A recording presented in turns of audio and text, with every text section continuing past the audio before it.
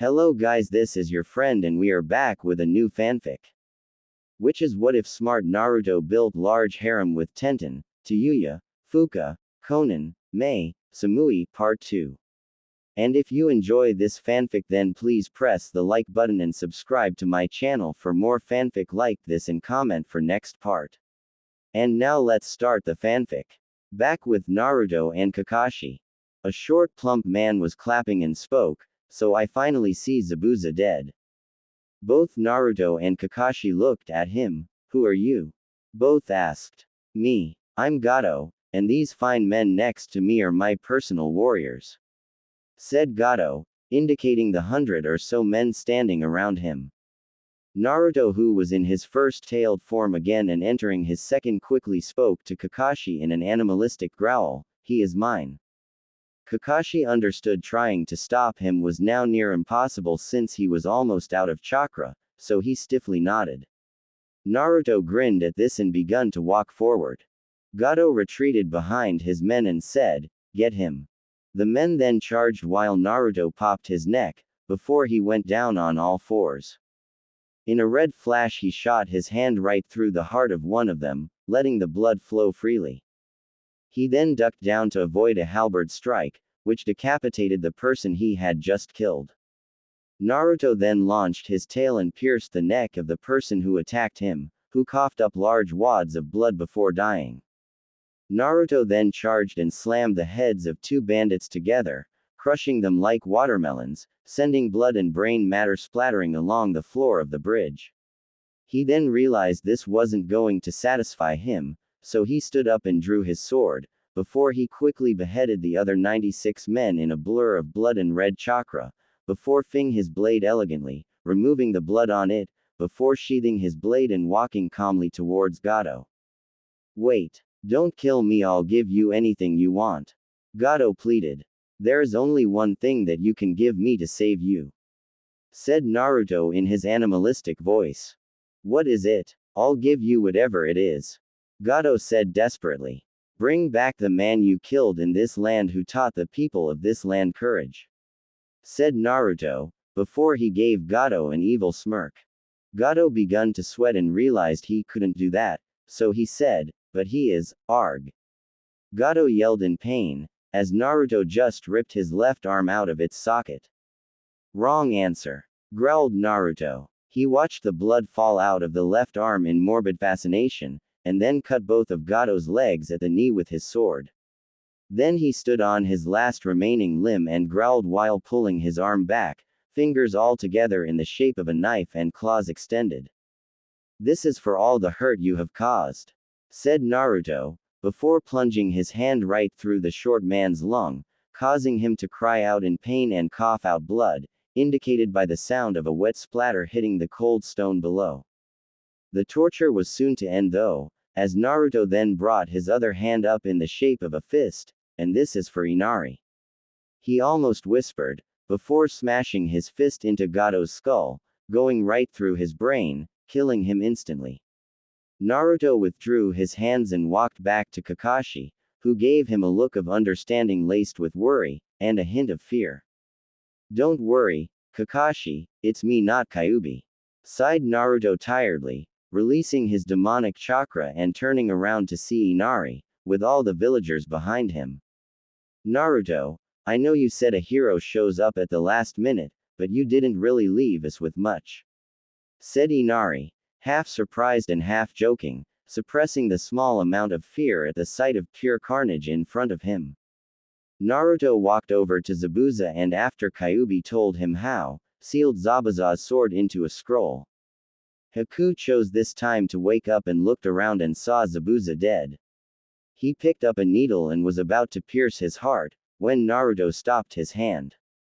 "Haku, you are free now, so I will ask you this again. Will you abandon Zabuza and join us, or will you simply kill yourself, eliminating your purpose?" asked Naruto compassionately. Haku thought about it before saying, "I have no purpose anymore." And he turned his head away in sadness. "I have one for you. For you to be my friend and live your life the way you want it," said Naruto with a smile. "Naruto, asked Haku in surprise, but after looking at the whiskered Uzumaki's face, which only showed a smiling visage full of compassion, Haku paused in hesitation. I accept your offer, said Haku after some deliberation, the beginnings of a smile appearing on his face. Line break. Next week. Line break. The bridge was finished and Team 7 and Haku were just about to head back to the Leaf Village. Before they left, Inari spoke, guys, come back real soon, okay? Don't worry, Inari, we will see each other again someday soon, said Naruto smiling. Tsunami walked up to Naruto and kissed him on his right cheek, which caused Naruto to blush slightly. Thanks, Naruto, said Tsunami softly, leaving almost everyone floored. Naruto scratched his cheek bashfully, before turning away to hide his growing blush. Haha, she just made my day, I am never going to let this go, Naruto, said Kyuubi happily. As the ninja were leaving, the villagers began to ask about the name of the bridge, before Tazuna spoke, smiling at Naruto's form moving away in the distance. We will call it the Great Naruto Bridge. Tsunami chuckled. That's a good name and hopefully it will stand as a beacon of strength for years to come, just like Naruto was for this village and the bridge, said Tsunami, with a soft smile. Line break. Just as they were nearing the village hidden in the leaves, Kakashi finally snapped out of his shock from Naruto getting kissed and spoke up. Naruto, if you really want your friend here to be a part of the village, you are going to have to take him to see the Hokage, advised Kakashi. Naruto nodded, and as soon as they were in the village, he took Haku straight to the Hokage tower. Naruto walked into the tower with Haku following behind. He arrived at the Hokage's door, then knocked and went in. The third was sitting at his desk and, other than looking a bit worn out, seemed quite happy to see Naruto.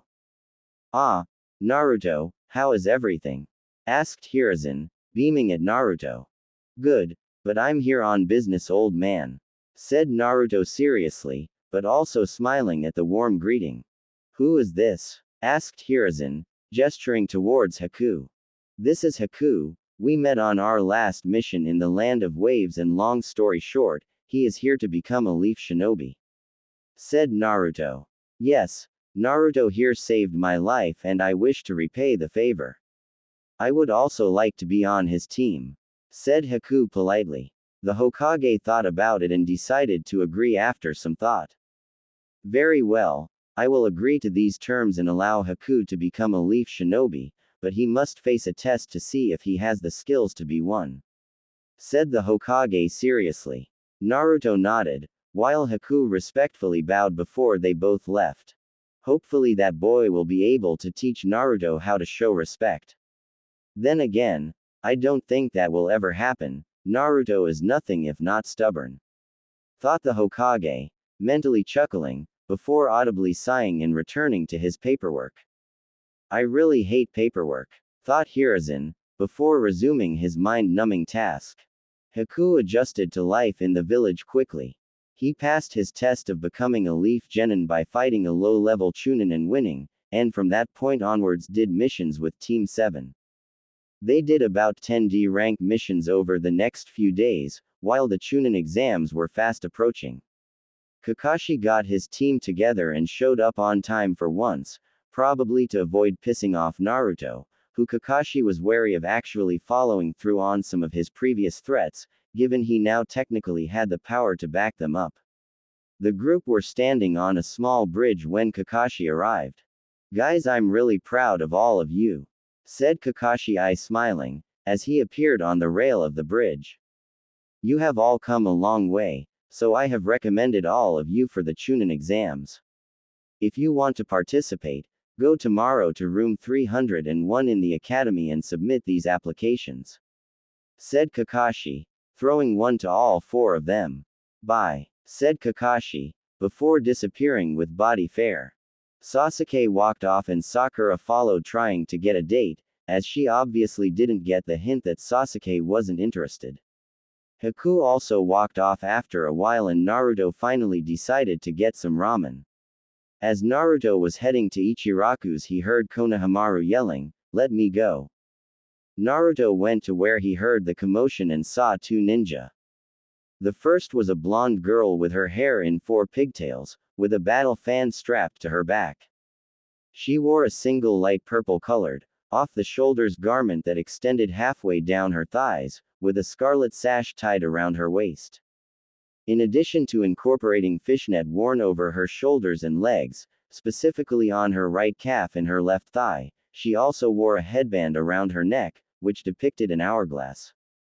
Next to and in front of her slightly was a boy who wore a black, baggy, full-body suit, with a red and yellow circle on the front.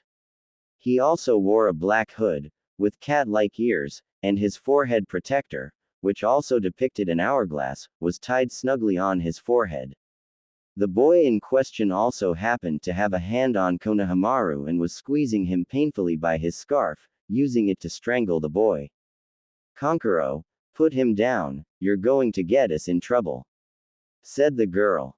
"Relax, Tamari, we've got a bit of time until he gets here, we might as well have some fun," replied the boy Naruto now knew to be named Kankuro. "I suggest you listen to the pretty girl, as it is clear that she has a brain, while you clearly do not," said Naruto, his tone slightly mocking, but his eyes were very serious. Tamari was surprised that this kid had just insulted her brother and blushed at the small compliment, while Kankuro snarled at being called brainless. "You know what, kid, you've offended me, so I'm going to teach this boy your lesson, respect your betters," said Kankuro, who then pulled his fist back, preparing to slug Konohamaru in the face. Naruto appeared in an instant, with his sword pressed against Kankuro's neck. "Like I said, I suggest you listen to me, and you are not my better," said Naruto, with disdain clear in his voice.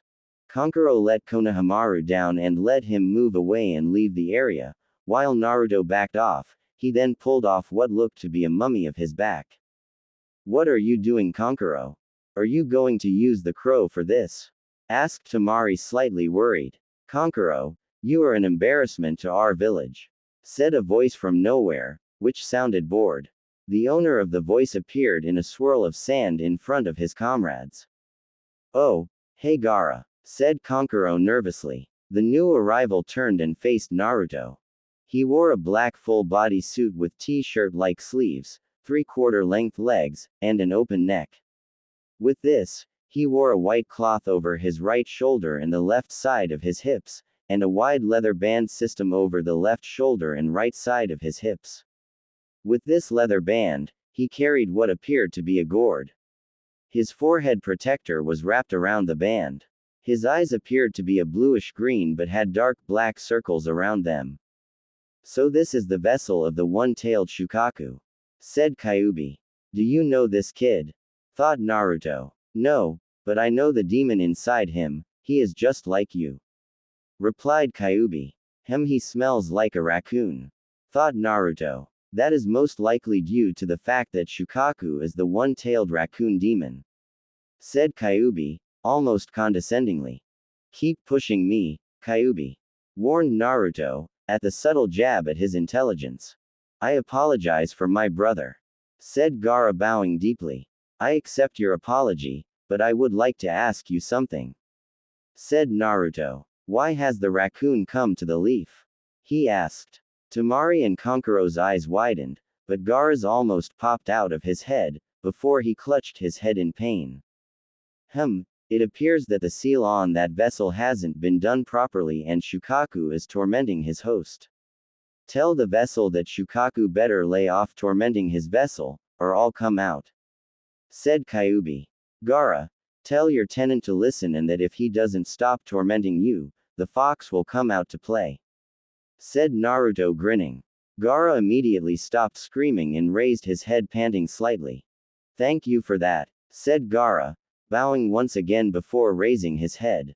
"However, even though you have helped me, if we meet in battle, I will kill you," said Gaara, releasing his bloodlust and killer intent to try and intimidate Naruto. Naruto smiled back and released twice as much while saying, "Looking forward to it." As the siblings were leaving, Naruto asked, "What are your names?" The girl quickly replied and said, I'm Tamari, that's Kankuro, and he is Gaara. She said, gesturing to each in turn. Naruto nodded and said, I'm Naruto Uzumaki and Gaara, I empathize with your pain, and I really do wish to help you, but you better not hurt any of my friends. If you do, I will show you very little mercy. We shall see, said Gaara, before they all walked off, with Naruto forgetting about ramen and heading home. It seems the Chunin exams will be interesting, huh Kyuubi? Thought Naruto. So it seems, but why did you say you wanted to help? Inquired Kyuubi. Did you see it? His eyes. In his eyes I saw he has suffered a great deal and has most likely been shunned or worse, which has made him how he is today. That could have easily happened to me if it wasn't for Iruka-sensei and the others. If I help him, even though I am just one person, that may be enough to save him before he descends into madness and bloodlust from which he can't be saved. Thought Naruto. You really are something else, Kit. Said Kyuubi almost admiringly. Well then cut me a break on the insults. Retorted Naruto internally, causing the fox to laugh. With that incident sorted, Naruto headed home and got ready for the Chunin exams, which were only around the corner. Line break. The next day. Line break. Naruto met up with Haku, Sasuke, and Sakura along his walk to the academy, so they all went together. When they arrived on the second floor, they saw a boy in green spandex being beaten up by two guards. Naruto recognized the boy as Lee and instantly knew he was faking being weak. While he wondered about this, he saw Tenten. She was in her usual attire, a pink sleeveless blouse, and dark green pants, with her hair up in two buns, with her forehead protector just under her fringe on her forehead. She was crouching down next to Lee, talking to the guards. As she walked over to them, one guard was about to hit her. Naruto appeared in an instant and blocked the punch aimed at her. You know, it's not nice to hit a lady, said Naruto. Most of those around were surprised at how fast Naruto moved, causing murmurs to break out among the onlookers. Sasuke walked up with Sakura close behind and said, while you're at it, drop the genjutsu, it's pathetic. Most were wondering what Sasuke was talking about, until the guard spoke up, so you saw through the genjutsu, huh? The guard charged Sasuke, while Sasuke begun to swing a kick.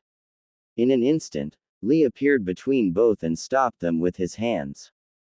That's some chakra he's got, thought Sasuke. What are you doing? Aren't you the one who said we should hide our true strength? Said a boy who had piercing white eyes, with a slight lavender tint to them, and very fair skin, while walking up to Lee. The boy had noticeably long, black hair, which reached the middle of his back and was tied back a few inches above the end, while two straps were attached to a smaller headband sitting snugly underneath his ninja forehead protector, framing the sides of his face. He wore a khaki shirt, dark brown shorts, and blue shinobi sandals. He also had bandages wrapped around his right arm, chest, and right leg. Sorry, but Lee broke off and looked at Sakura, before he blushed. Haku decided to make his presence known and asked Naruto, do you know these three? Oh well, I know Lee and Tenten, but I don't know their other teammate. Said Naruto sheepishly. Although if I remember, I did hear about someone called Neji Hyuga. I guess that could be him. Naruto thought aloud. Yes, that is correct, my name is Neji Hyuga and these two and my teammates. Who are you? Asked Neji. Well, my name is Naruto Uzumaki, this is Haku, and those two are Sasuke and Sakura. After the formalities the genin all headed to room 301, at some point however, Sasuke, Lee, and Sakura managed to get away from Neji, Naruto, Haku, and Tenten. While they were walking, Naruto gave Tenten the scroll containing Zabuza's blade. Haku was intrigued, while Neji activated his Byakugan, causing the veins and arteries around his eyes to protrude. Upon seeing what was inside the scroll, Neji's eyes widened. What's this? Asked Tenten, looking at the scroll curiously. That's a thank you for helping me get the things I needed to be a strong ninja, as well as being my friend. Trust me, I know you will like it, said Naruto with a smile. As the group entered room 301, they quickly split up. A couple minutes later, Lee showed up with a mark on his face before joining his team. About 10 minutes after that, Sasuke showed up, appearing quite flustered, with Sakura close behind. Naruto and Haku walked up to them quickly, at which point all the other rookie genin approached them. So once again the rookies are together again, Akamaru, said Kiba. Ino hugged Sasuke from behind, causing Sakura to begin yelling at her, with this back and forth continuing for a while. So troublesome, said the familiar voice of Shikamaru as he approached the group, with Choji close behind munching on some chips. Well, Shikamaru, I didn't expect to see you here. Isn't this too much work for you? Asked Naruto, his tone sounding joking, but also mixed with genuine confusion. Yeah, but Asuma made us, so here we are, replied Shikamaru, sounding very bored. You guys might want to keep it down, you're attracting a lot of attention, said a boy with black eyes partially obscured with a pair of circular glasses. His gray hair was kept in a ponytail, and he wore a dark purple shirt with a white undershirt, with a white sash around his waist worn at an angle, dark purple pants, blue sandals, and a shuriken holster on his right leg. Who are you? Asked Sasuke. Me. I'm Kabuto Yakushi. You must be the rookie genin, he stated. Yeah, we are, replied Sasuke coolly. Well, maybe I can help you out then, said Kabuto, who then proceeded to talk about who came to the exams and what generally happened, as well as his 7-in-a-row streak of failure and finally and most importantly, his ninja info cards. Show me what you have on Gaara of the Desert, Rock Lee, and Naruto Uzumaki, said Sasuke. Naruto looked at him strangely but didn't say anything. Okay. First up, Gaara of the Desert. His teammates are Tamari and Kankuro of the Desert, who are also his siblings, and it says here he has completed 8 C ranks and AB rank without getting a single scratch. In fact, he has never been injured, said Kabuto calmly. The genin were stunned until Kabuto moved on. Rock Lee, teammates Neji Hyuga and Tenten, Sensei Might Guy. His taijutsu has increased dramatically over the past 12 months, but the rest of his skills are virtually non-existent. He has completed 20 D ranks and 11 C ranks. Lastly, Naruto Uzumaki says here you've done 20 D ranks and an A rank, impressive. You have cage level chakra capacity and mid chunin to low junin skill level in ninjutsu. Your genjutsu skills are basic at best, while your taijutsu and kenjutsu are both mid chunin level. Additionally, you can do the Shadow Clone Jutsu and the Flying Thunder God technique, said Kabuto. As Kabuto finished, the entire room was quiet for varying reasons. The rookies' silence was due to their fear and shock about Naruto's skill level, while almost all the others were extremely curious how Naruto knew the fourth's most famous technique. Well, it seems you have the attention of all the villages, even the Little Sound village seems interested, said Kabuto. Well, it doesn't matter. My name is Naruto Uzumaki, and I will beat every single one of you, proclaimed Naruto. Hey, that guy called us little, said one of the Sound genin. He had spiky, dark hair and dark eyes. He wore a beige shirt with 2 black stripes and 3 prints which said death down the front. His forehead protector had a face guard. As with his teammates, he wore a snake-patterned scarf around his neck. Well, let's teach him a lesson, said the other Sound genin. He had bandages covering most of his face, leaving only his left eye uncovered. He also wore a large poncho with long sleeves, a snake-patterned scarf around his neck, and a straw raincoat protruding from the back of his scarf. His back was hunched, which made him look smaller than he actually was. The Sound team dashed around the room, before the one who spoke first threw a kunai at Kabuto, who jumped back to avoid it. An instant after that, though, the genin who looked like a mummy revealed a gauntlet with holes in it and swung his fist, barely missing Kabuto's torso. Kabuto stood up victoriously, before his glasses broke. Oh, I see, it was that kind of an attack, he said, taking off his glasses calmly, before he sensed something else was wrong and clutched his stomach in pain, coughing up blood. Kabuto, are you alright? Asked Naruto and Sakura. Put this in your information cards. The genin of the sound will all be chunin when this exam is over, said the sound ninja who threw the kunai.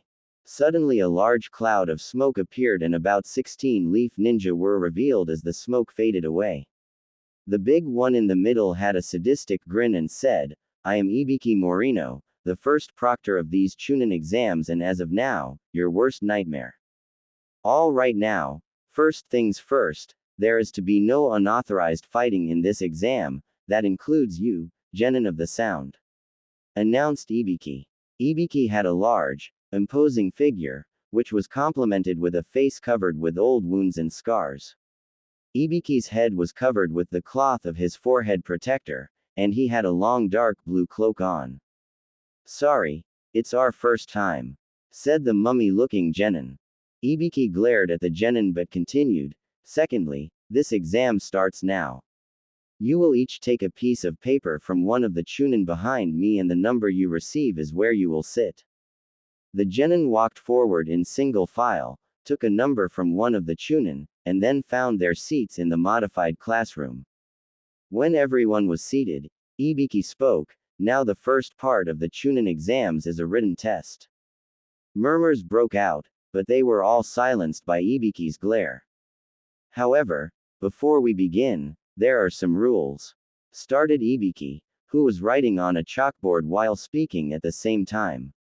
Rule 1. The test works on a point deduction system. Unlike regular tests, you all start off with a perfect score of 10 points. If you answer 3 questions wrong, your score is 7. Rule 2.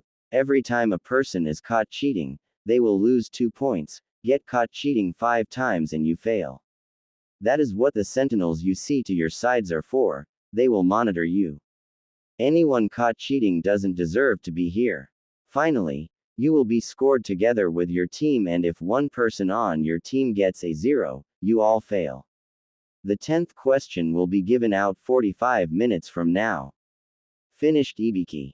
Sakura paled and started worrying about Naruto getting a 0, as she still didn't think he was intelligent, but rather, saw him as an idiot, albeit one with brute force on his side. Now begin, announced Ibiki. Everyone started to read the questions and many quickly realized that they didn't know the answers for many, if not all of the questions, and came to the conclusion that they had to cheat. There were many different methods of cheating, such as using dujutsu, using pets to find answers, a system of mirrors, and even certain other jutsu, like an eye of sand. Naruto took one look at the test and thought, I'm screwed. As much as I enjoy watching you suffer, you could easily just summon a small fox to scout for answers, said Kyuubi amused. Alright, here it goes, thought Naruto. Summoning jutsu. Naruto whispered. A little dark red fox with one tail appeared. It bowed before running off to find answers. Now all I have to do is sit back and wait, thought Naruto. As Naruto was about to lean back, a kunai whizzed past his face and into the test of the person behind him. What was that all about? Asked the genin. 5 strikes and you're out, you just failed the test, said the chunin who threw the kunai.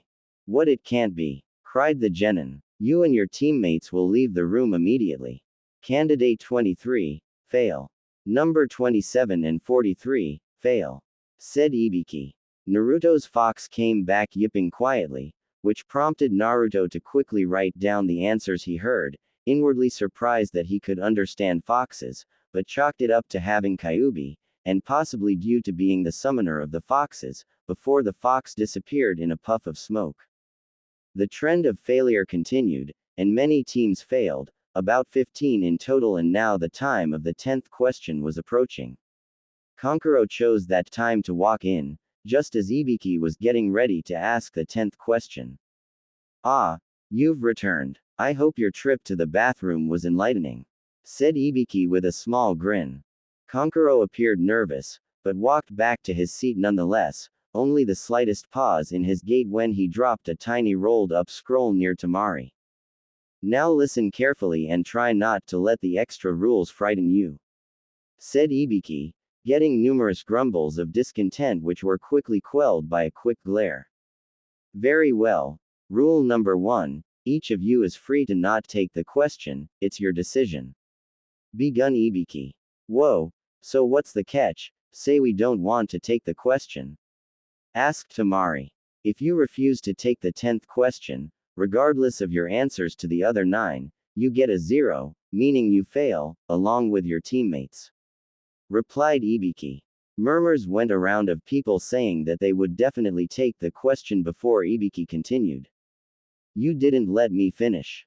If you choose to take the question and answer it wrong, you and your teammates will be barred from taking the Chunin exams forever," said Ibiki, giving the group a small grin.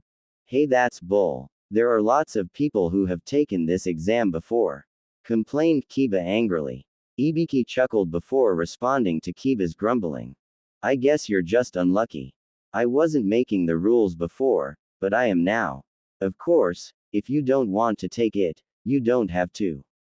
If you're not feeling confident, then by all means, skip it, and you can come back and try again next time," said Ibiki, who then laughed. "Now then, the 10th question, those who don't want to take it, raise your hand. Your number will be recorded and then you're free to go," finished Ibiki. After a while the person next to Naruto cracked. "I'm out," he said and apologized to his teammates who offered a few grumbles of discontent before the 3 were led out of the room. As soon as this happened, many more quit shortly after. Sakura watched Naruto and thought he wouldn't put his hand up because he was stubborn. "I can't let you do this to yourself, Naruto," thought Sakura, while she began to raise her hand. Naruto saw this happening and realized Sakura didn't know he had the answers, so he did something drastic, he raised his hand first. Many people were shocked at this turn of events, but then Naruto slammed his hand down and stood up. "Don't underestimate me, I don't quit and I don't run. You can act tough all you want, it doesn't matter to me. I don't care if I'm stuck as a genin for the rest of my life, I'll still be Hokage," finished Naruto, before sitting down. There, that stopped her, thought Naruto in relief. This decision is one that could change your life. If for any reason you would rather quit, now is your last chance, said Ibiki. "No way, I never go back on my word, that's my way of the ninja," replied Naruto confidently. "Interesting, that little outburst has given the others some backbone. He has persuaded them into staying. 78 left, more than I expected, but I don't see anyone wavering, I think that's it," thought Ibiki, while looking around the room carefully. The Chunin nodded to him, and he nodded back. "Well then, I admire your determination if nothing else. For those of you remaining, there is only one thing left to do and that's for me to tell you, you all pass the first exam," said Ibiki. "What do you mean we pass? Where is the 10th question?" asked Sakura. "There wasn't one, or at least not a written one, your decision to stay here was the answer to the 10th question," said Ibiki smiling widely. "So does that mean those other 9 questions you gave us were just a waste of time? Is that what you're saying?" asked Tamari. "No, not at all, quite the opposite. They had a very important underlying purpose. The first 9 questions were to test your ability to surreptitiously gather strategic intelligence under the most adverse circumstances," informed Ibiki. "Oh, well, that clears up everything," said Tamari, sounding confused. "Let me explain. My objective was to test how well you function as a part of a team, which is why you were scored as a team, so you would know that everything you would do, or fail to do, would affect your teammates. I wanted to see how you would cope with the pressure. The first 9 questions on the test were difficult, or as you may have realized, too difficult for any genin to be able to solve. I imagine many of you quickly realized you had to cheat to have any chance of passing. In fact, the test was designed to encourage cheating, it almost demanded it. Of course, It would have done you little good if you had no one to cheat from, which is why I had two Chunin disguised to sit in with you. Those who were caught at it failed. Better not to cheat than to cheat clumsily. Information, it can be the most valuable weapon in battle. How well you gather it can be the difference between failure and success. There will be times when you will have to risk your life to get it," said Ibiki, taking off his forehead protector and revealing a horribly mangled skull. "Man, what a mess. Scars and puncture wounds, what he must have endured," whispered Sasuke. "Of course, you must always consider the source of your information.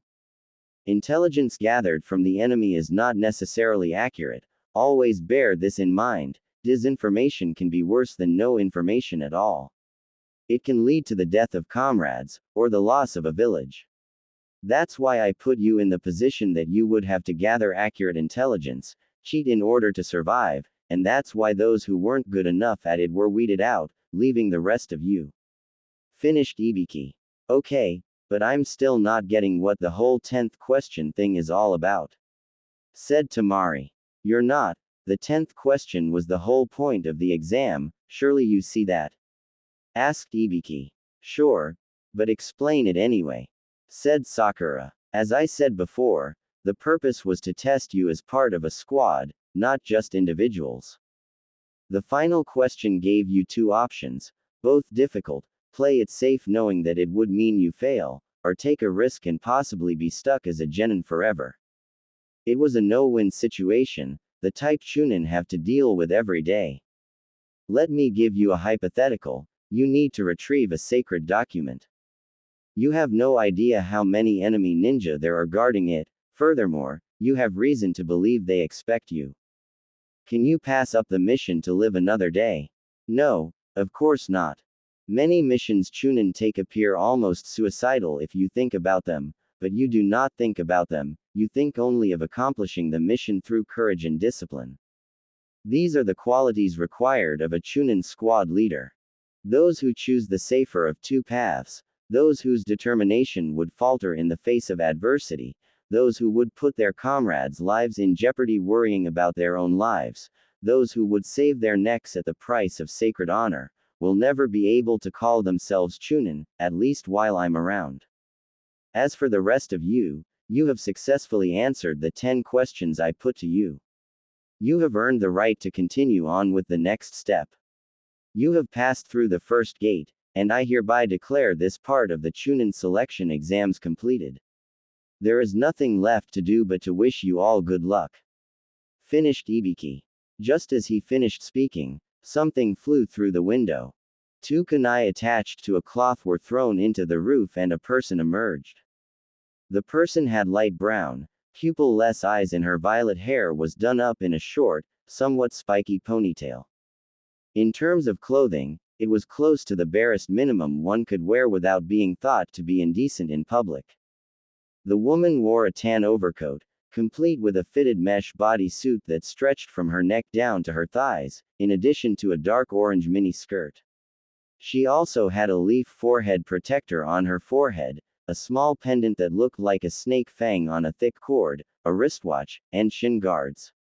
Lastly, she wore a dark blue belt around her waist that connected to her skirt, which had an appendage-like sash. This isn't the time to be celebrating. I'm your next proctor, Anko Mitarashi, said the woman.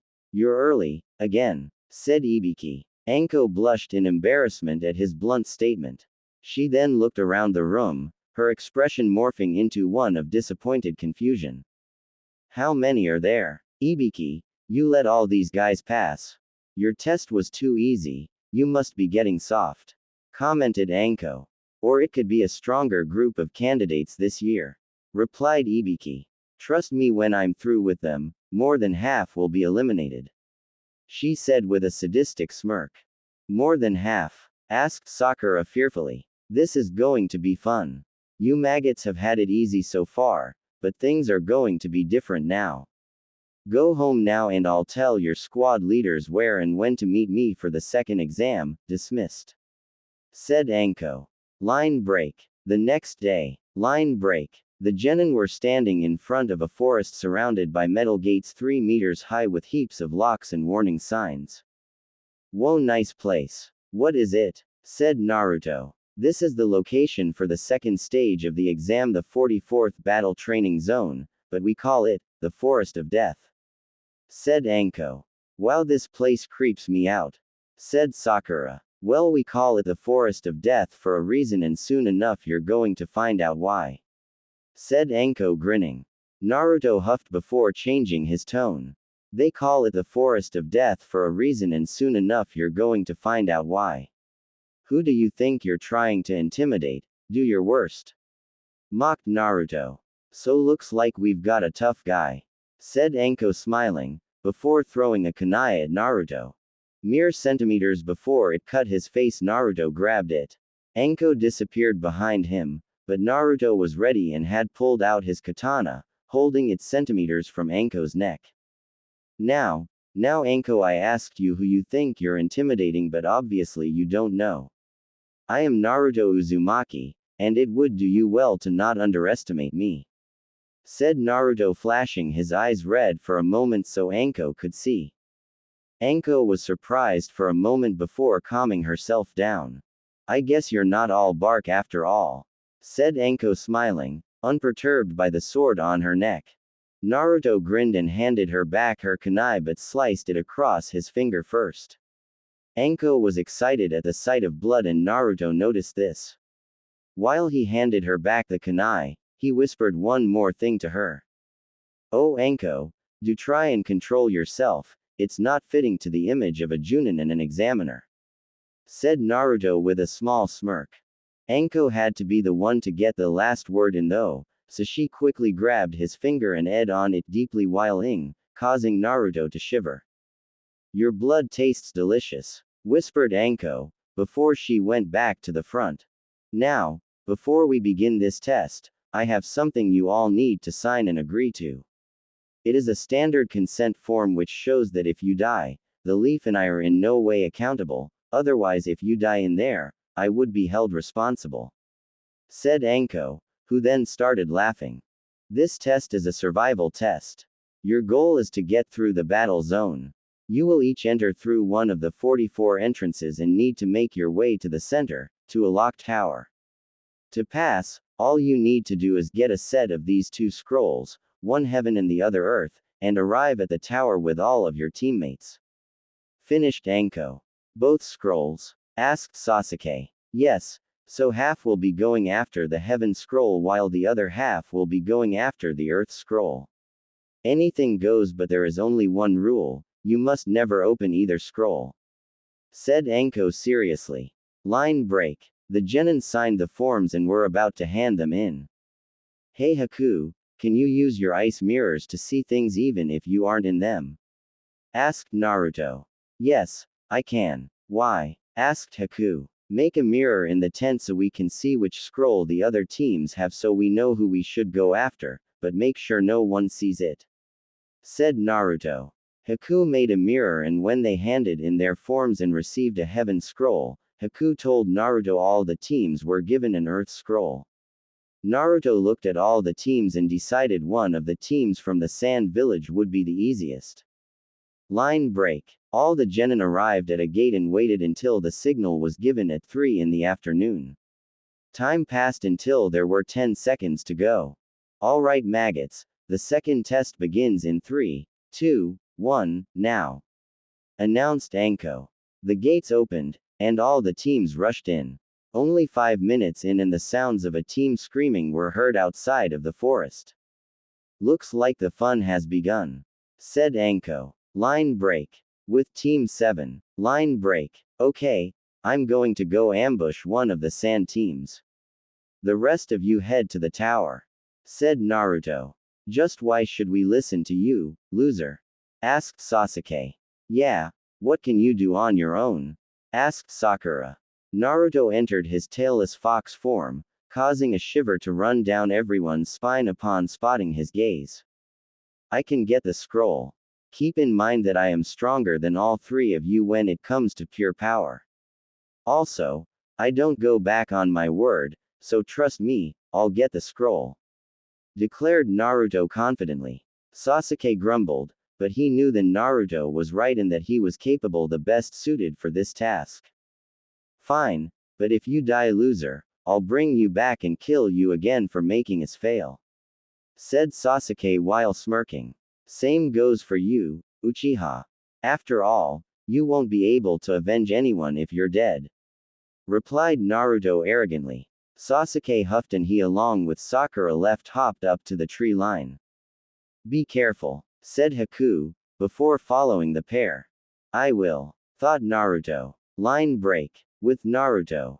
Line break. Naruto was tracking down the sand team due to his enhanced sense of smell and Kyuubi's chakra. He tracked them down and saw that they were setting up traps. One had wire which he was looping around the trees and certain branches, while the other was placing paper bombs in the spots furthest away from any ninja wire, to trap those who escaped the wire, while the last kept watch. Seeing his chance, Naruto knocked out the one on watch and caught his body so he wouldn't make a sound. The remaining sand ninja were oblivious to Naruto's infiltration. Naruto then threw a three-pronged kunai in between both, but a fair distance away from them, flashed halfway to it in a blaze of orange, which caused him to appear directly in between them, and proceeded to use wind release. Vacuum sword on the first, sending him flying into a tree and out cold, before he quickly used fire style, grand fireball jutsu on the other. The sand ninja dodged, but Naruto appeared behind him and gave him a quick hit with the handle of his sword, knocking him out cold. Naruto searched him and found the earth scroll they needed, pocketed it, and quickly left to rejoin his team. Line break. With Sasuke, Sakura and Haku. Line break. Sasuke, Sakura and Haku were hopping along the trees and were about halfway to the tower when Sasuke felt that they were being followed. Sasuke put his hand out and mouthed the word, followed, to the group, receiving 2 nods of acknowledgement in return. They set up a few wire traps which would launch kunai if tripped, but other than that kept going as fast as they could to the tower. When they were only about 500 meters away, a kunai with an explosive tag attached to it landed near them. They all jumped away before it exploded and looked in the direction it came from. A grass ninja with a straw hat was there and looked at Sasuke before speaking. I think your trap-making skills need some work, although maybe you were in a rush. After all, the prey must never let down its guard in the face of its predator, said the ninja, leveling a glare on them, which made them all see their deaths playing out in a brutal fashion. Sasuke and Sakura were greatly affected, but Haku dealt with it easily. Oh ho, it seems that you aren't as helpless as I thought, commented the ninja, after seeing Haku pull out some of his senbon. He charged forward and Haku threw his senbon around his feet, effectively stopping him in place for a moment, before he then created 5 ice mirrors and used them to retreat, while grabbing Sasuke and Sakura. It would seem that the boy possesses a rare ice bloodline, interesting, thought the ninja, before turning into mud.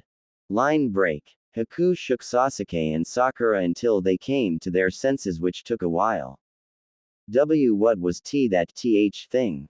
Asked Sakura, who was still rather shaken. His eyes, I saw my own death. How come you weren't affected, Haku? Asked Sasuke, who was breathing heavily. It's simple, when I was with Zabuza my life was always in danger, so I learned to not fear my death, as it has to happen sometime, said Haku, smiling sadly. In the meantime, we should rest up, because he might come back. I'll take first watch, Haku announced, leaving the others to get a grip on their sanity again, before they would need to head out. Line break. With Naruto. Line break. Naruto was halfway to his team when he felt a dark presence near him. He turned in time to parry a sword strike with his own sword. However, the unusual thing about the sword that had attacked him was that this sword was being held by a tongue. Naruto jumped back to avoid the second slash aimed at his head and to survey his opponent. It was a grass ninja wearing a straw hat and had an abnormally long tongue. Well, it seems that you and your team aren't as helpless as I thought it would seem, said the ninja while swallowing his sword, much to Naruto's quiet disgust. The ninja then proceeded to release some of his killer intent, but Naruto released twice as much. What did you do to my team? Also, why do you reek of snake? Asked Naruto. Interesting, to think you can stand up and return my killing intent. As for your first question, I gave your friend, Haku, I believe his name was, a reason to not be foolish and attack me again, and I also gave Sasuke a little mark which will give him the power he seeks. Said the ninja. Lastly, I reek of snake as you put it, because I am Orochimaru, the snake Sanin. Try to remember that, as you will have to, if you wish to be prepared for what is coming. Also, I suggest you get back to your team before my sound ninja, take care of them. Orochimaru laughed, while turning into mud, leaving Naruto alone in the forest again. I have to get back to the others, said Naruto nervously, and with that he was off, blasting through the treetops. Line break. Naruto arrived onto a scene he didn't wish to see again. Haku, Sasuke, and Lee were unconscious, Sakura was badly beaten and bleeding, Choji looked beaten up but was on his feet, Ino was passed out and being held by Shikamaru, who looked relatively unharmed. The area they were in was torn up and all the trees around the clearing were missing branches from heavy hits. What happened here? Asked Naruto from the branch he was standing on. Oh great, more leaf ninja. You guys are like cockroaches, slam one down and two more crawl out. Said the bandaged sound ninja. You will pay for hurting my friends. Growled Naruto, transforming into his tailless form. Naruto threw out 3-pronged kunai and flashed around, laying kicks to the sound ninja. In no time at all, the three enemy ninja was exhausted and badly beaten. While this was going on, almost all genin conscious were thinking, is this Naruto? Naruto was about to punch the mummified ninja in the gut but stopped a hair away from doing so as he felt a spike of chakra behind him. Sasuke rose up from the ground, a swirl of purple chakra wrapping around his form, with strange marks covering half of his body. Sakura, who did this to you? He asked in a calm voice. We did, and you're going to experience the same thing they did. Boasted one of the sound ninja. Zaku, no, wait, cried the ninja Naruto was next to. Slicing sound wave, yelled Zaku, while blasting air out of his palms at Sasuke, Haku, Sakura and Lee. When the dust cleared, nothing was there.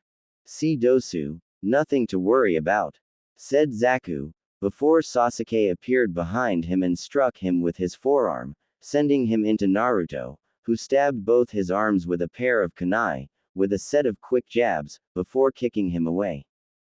Sasuke then appeared behind the loudmouth sound genin's form and grabbed his arms at the wrist, while placing his right foot on his back.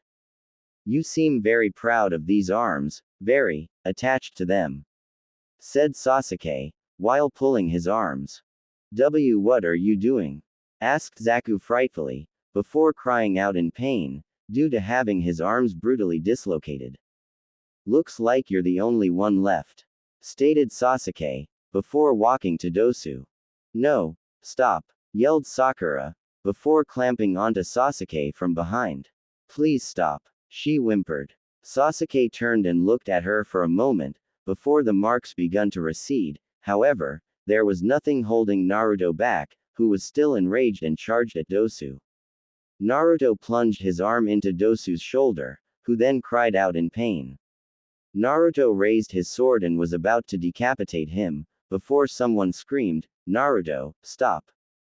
Naruto looked up and saw Tenten was the one who had screamed, with Neji next to her on a high tree branch. He then turned back to Dosu, who was trying not to show fear but failing, due to having a sword only centimeters from his neck. When Naruto took a proper look at his eyes though, he saw something that reminded him of himself and Sasuke. In his eyes, he saw pain and loneliness.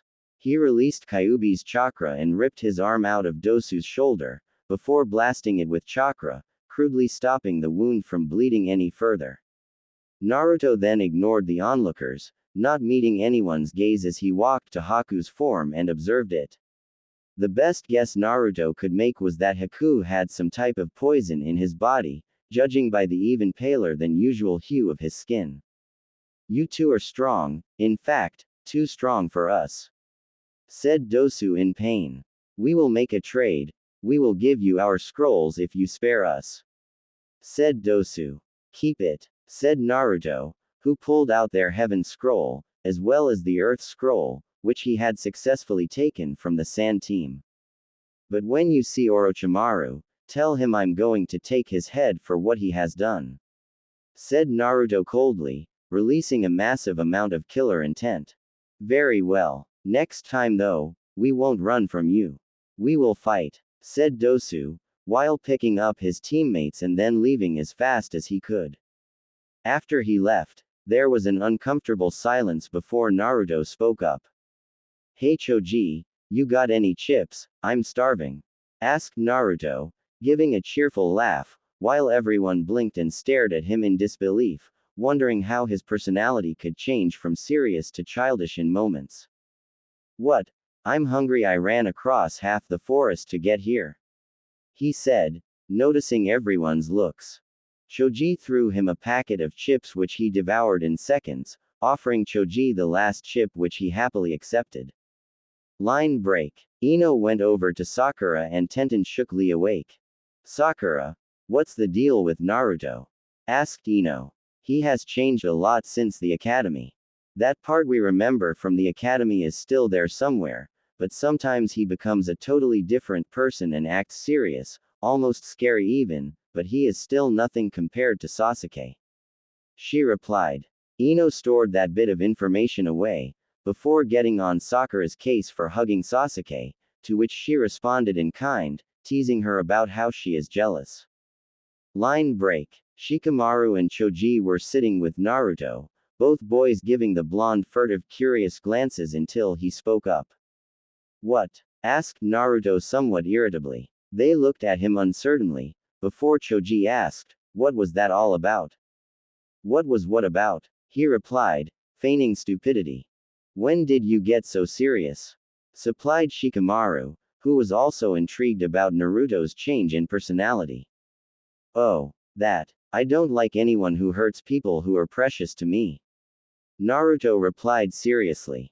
Choji accepted this, while Shikamaru was wondering when Naruto changed. Line break. Neji was the most suspicious of the bystanders, as his Byakugan had been activated when he arrived and saw traces of purple chakra on the Uchiha, and red on the Uzumaki. The strangest thing was that both of their chakras appeared corrupted. Interesting, thought Neji, before jumping down to Lee and Tenten. Line break. After a while, the Leaf Ninja left 3 at a time until it was Sasuke, Sakura, and Naruto left, with Haku, who was still passed out. We need to get to the tower. Haku needs medical attention now, stated Naruto, while picking him up, slinging his arm over his shoulders. Sasuke nodded as Sakura helped him up, with the group then setting off, heading to the tower while Sakura told Naruto what happened, detailing about how Orochimaru ambushed them twice, how Haku got stabbed with that blade he wielded with his tongue, how Sasuke had gotten bitten, and lastly, how she tried fighting of the sound ninja until Lee and Team 10 arrived. Sakura, know this, if you don't train, you are only a burden to this team, said Naruto flatly. Sakura was going to retort, but Naruto's glare silenced her, causing her to give a meek nod instead. Line break. They arrived at the tower with no trouble and entered to find a scroll with writing on it hanging from the wall, which Sakura started reading. If qualities of heaven are your desire, acquire wisdom to take your mind higher. If earthly qualities are what you lack, train your body and prepare to attack. When heaven and earth are open together, the perilous path will be righteous forever. This something is the secret way that guides us from this place today. She finished. Something? Questioned Sasuke. It looks like there is a word missing or something, replied Sakura. I think it means we should open the scrolls now. Naruto and Sakura opened one each when Sakura said, it's a person. Sasuke and Naruto realized it was a summoning and both told Sakura to throw her scroll, as Naruto had already thrown his and placed Haku behind him, drawing his sword in case it was an enemy. The scrolls exploded into smoke, and in the smoke, there was a man. They waited for the smoke to clear until the person was visible. "It's you," said Sasuke, while Naruto sheathed his sword and was grinning like a fox. "Hey guys, long time no see," said Iruka smiling. "Iruka-sensei, what are you doing here?" asked Naruto. "I'm here to welcome you back and congratulate you on passing the second phase of the Chunin exams," said Iruka smiling. Iruka told them about the purpose of the second exam, which, in addition to survival, was to test the integrity of the ninja to not read classified documents, or in this case, the scrolls. After that, he bid them farewell, and they went into the tower's inner area. Line break. Naruto found out that Kiba's team had already arrived, as well as Gaara's team. Since there were still 2 days until the exams were over, Naruto decided to work on his Flying Thunder God technique in an attempt to finally be able to move all the way to the kunai. After placing Haku in the designated medical ward so they could look him over due to the poison from Orochimaru, he looked around for a place where he could be alone and found that the arena, which depicted a gigantic set of hands making a seal with a viewing platform, was completely empty. He then got to work and critically examined the seal and compared it to what he saw in the scroll he stole back when he was an academy student. My memory isn't that fresh, but I'm pretty sure that last symbol was different. Well, there can't be any harm in testing it out, thought Naruto. Line break. After 2 painstakingly long hours, Naruto had made new seals with the different symbol and equipped all of his 3-prong kunai with them. He was about to test them out when Gaara approached him. "Naruto Uzumaki," he said in that same monotonous tone he always used. "Gaara," replied Naruto, inclining his head slightly to see Gaara, as the blonde was sitting on the floor. "Would you like to sit down?" offered Naruto, gesturing to the floor next to him. Gaara politely declined, but went on to speak. "When you mentioned that word to me, friends, I could not understand you. I thought you were someone who could understand my pain. Why does me having friends make you think I don't understand your pain?" inquired Naruto. "Those with friends cannot understand me, as I live only for myself and to prove my existence. It is because of my loneliness that I am, as I am. I was born in the loneliness. I came into this world by taking the life of what I would have called my mother, at which point I was constantly feared for what I contained. I thought I could trust people in my naivety, but my father disproved this with his constant assassination attempts on my life, the life of his own flesh and blood." He paused before continuing. "I realized that I couldn't trust my father and he realized that he couldn't kill me, so he sent me to my uncle. I thought it was then that I had someone I could trust, but this was a lie, as one day he was ordered to kill me by my father. However, despite this order, he told me after I had almost killed him, that he could have declined. It was then that I realized I had no one, which was further punctuated by the fact that he told me he hated me and in a last-ditch effort, gave up his life in an attempt to kill me." Finished Gaara. Naruto looked into his eyes and thought he saw barely concealed anguish in them. "Tell me, why is it that you fight Uzumaki?" asked Gaara. "I fight to protect those important to me. A friend of mine once told me that if you have someone to fight for, you become truly strong," said Naruto. "I don't understand. Others make you weak and can cause you to die if you rely on them," said Gaara confused. "Gaara, I make you this promise, I will make you understand, because even though you don't believe it, I have suffered just as you have, but I found a way to achieve true strength and it is this that I will show you," said Naruto.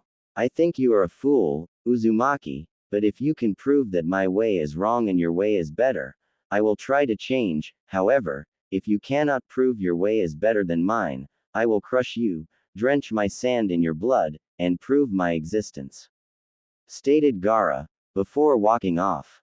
"Now one test should be all I need," said Naruto, who picked up a three-pronged kunai and jumped down to the arena.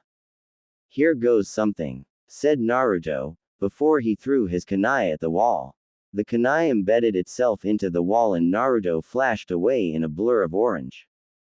Please tell me it worked, thought Naruto as he slowly opened his eyes and saw that he made it all the way to the kunai. Awesome, it worked, shouted Naruto ecstatically, before he decided to turn in for the day. Line break. 2 days later. Line break. The second part of the exams was now over. The teams that made it were Team 7, Team 8 and Team 10, Guy's team, the Sound team, the Sand team, Kabuto's team, and a team from the Hidden Stone Village.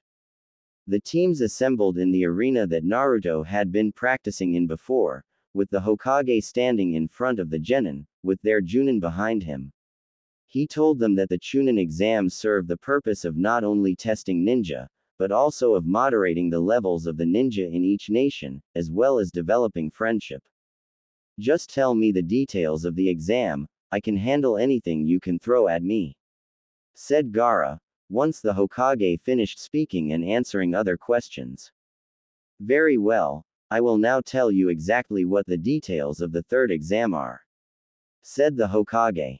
Just then, Hayate appeared, kneeling and bowing in front of the Hokage, and asked him if he could speak first, to which the Hokage obliged.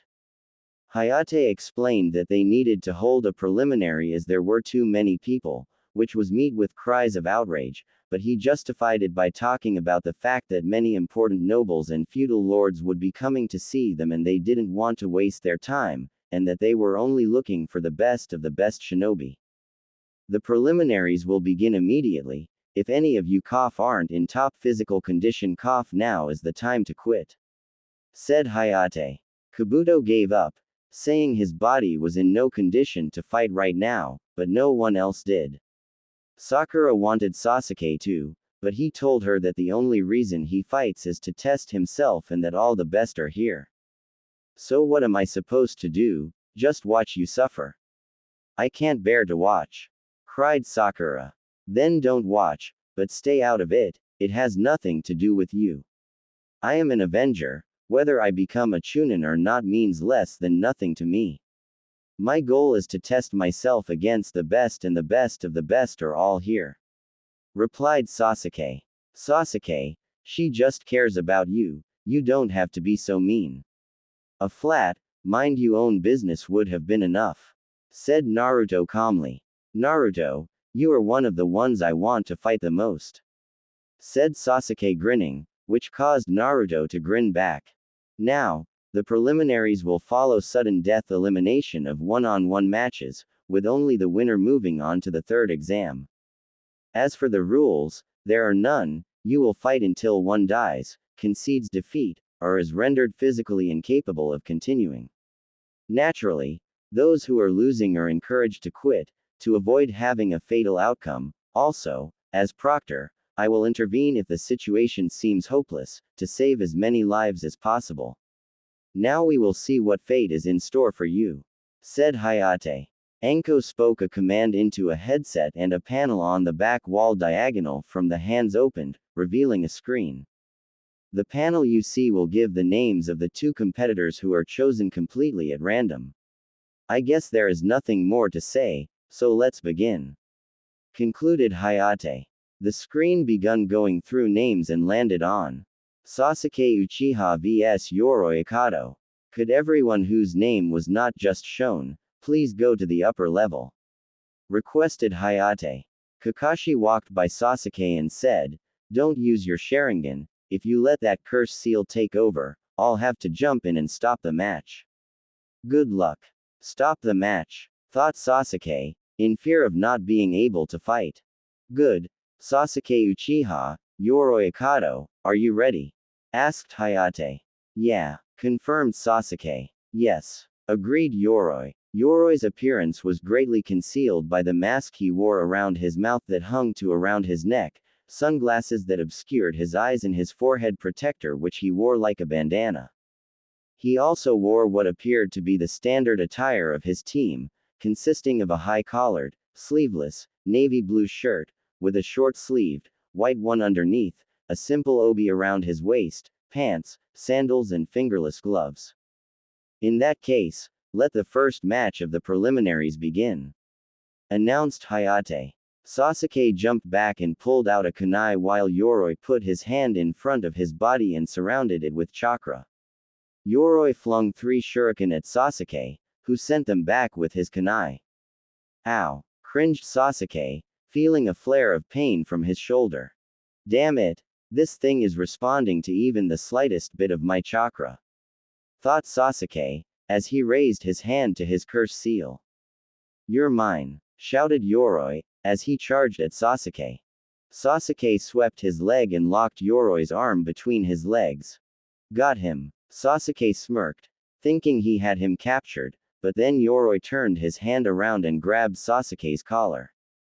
I feel so weak, thought Sasuke. Yoroi then brought his arm down and intended to hit Sasuke's solar plexus, but Sasuke released his hold and slid away along the tiled floor. Got you, said Yoroi, who leapt up and grabbed Sasuke by his head and pushed him to the ground. My chakra, what are you doing? Gasped Sasuke. Ha ha, you're just noticing it now, are you? Laughed Yoroi. So weak, what am I going to do? Thought Sasuke. Line break. Flashback. Line break. Sasuke. Sakura, wake up, he's coming. Whispered Haku. Who? Naruto? Asked Sasuke. No, it's not Naruto, it's that grass ninja. Replied Haku quickly. We have to move now. Haku urged, already gathering his things. All right, let's move, said Sasuke. After they had run for about 10 minutes, they stopped in place. Okay, I think we lost him, Haku started to say, before he was slashed from behind by a sword attached to the grass ninja's mouth, who had just appeared behind the group, before following up his slash by quickly kicking Haku away, sending him face first into a tree and into the land of unconsciousness. Looks like I found a couple of mice, said the grass ninja, with the sword still hanging in the grasp of his tongue. Sasuke trembled as he saw Haku unconscious, while Sakura appeared even worse off than him. Is this what it feels like to be weak? Thought Sasuke. Line break. End flashback. Line break. I won't lose here, said Sasuke. Sasuke coiled up his legs and extended them quickly, pushing Yoroi off him. When he was getting up, he saw Lee. That's it, Sasuke thought, before charging at Yoroi with renewed intent. Sasuke flipped onto his hand and gave Yoroi a powerful super kick, which sent him into the air. Sasuke then used the dancing leaf shadow technique and appeared behind Yoroi in midair. Okay, I'll admit, I borrowed that move, but from here, it's all original, said Sasuke. Sasuke swung his leg to kick Yoroi in the ribs. Yoroi blocked it, but it was a distraction, as Sasuke used the momentum to swing his arm up and nail Yoroi in his neck and send him flying down. Come back, I'm not done yet, yelled Sasuke, who then kicked him down and finally gave him an axe kick, smashing him onto the floor while saying, Lion's Barrage. Hayate looked at Yoroi and Sasuke. Yoroi was unconscious, and Sasuke was still conscious, but clearly tired. Winner, Sasuke Uchiha, Hayate announced. Kakashi appeared behind Sasuke and said, Let's go, we need to get that mark sealed up. Can't we go after the matches? Asked Sasuke. No, sorry, said Kakashi, giving his eye smile. Line break. The board spit out 2 more names. Next match, Shino Aburame vs Zaku Abumi, will the contestants please come down? Called Hayate. Line break. Sasuke and Kakashi were in a dimly lit room, with a multitude of candles being the only light source. Sasuke was shirtless and sat in the middle of a large seal array. Okay Sasuke, this seal I'm about to put on you will seal up the curse mark, however, it is only as strong as your will, so you have to make sure it doesn't break, said Kakashi. Kakashi made numerous hand signs before saying, curse sealing. Sasuke cried out in pain for a while as all the kanji crawled across the floor in his body and went inside the curse mark, forming a ring around the mark, at which point he passed out. Line break. If you fight me, you won't be able to recover. Forfeit, said Shino in his stoic monotone voice. Hey, what do you know, looks like I have a bit of movement in one, said Zaku, as his left arm started twitching, before he pulled it out of the sling and aimed it at Shino. One good arm is all I need to beat you, shouted Zaku, as he charged at Shino. Zaku attempted a straight punch at Shino's face, but Shino raised his arm and blocked it. I told you, you can't beat me, spoke Shino. Oh yeah, slicing sound wave, shouted Zaku, as air came rushing out of the hole in his palm, which blasted Shino away. Line break. My, you've grown, Kakashi, to think you can perform the curse ceiling now, said Orochimaru, who appeared from behind a pillar. You, what are you doing here? Demanded Kakashi, taking a defensive stance. Long time no see, Kakashi, but I didn't come here for you. I have some business with that boy behind you, replied Orochimaru. What do you want with Sasuke? Asked Kakashi, narrowing his single eye. It seems as though you have gained something since the last time we met, the Sharingan in your left eye, how I envy your good fortune, said Orochimaru, who then paused before continuing. It is only fair that I should want it too. Don't you think? The power of the Uchiha, finished Orochimaru. Line break. Shino calmly stood up and stared down Zaku. I told you, you can't beat me, look behind you, said Shino. Zaku looked behind him and his eyes widened, seeing heaps of bugs when Shino spoke again. You are trapped, now you have one arm which you can use to attack me, but if you do, my bugs will be upon you. On the other hand, you could attack my bugs, but that would leave you open to me. It's always a good idea to have an ace in the hole, finished Shino, who began to gather up his chakra, while forming the ram sign. Line break. You know, this sound village that everyone is so curious about, it's mine, said Orochimaru. You see, in order to play the game, you need pieces to put on the chessboard, willing pawns, elaborated Orochimaru. So, is Sasuke one of these pawns? Asked Kakashi. No, Sasuke is a much more valuable piece than a pawn, said Orochimaru. Line break. Zaku's other arm started to twitch, and he pulled it out of his sling, giving a vicious smirk. Hey, what do you know, I got movement in my other arm as well. Always have an ace in the hole, isn't that what you said?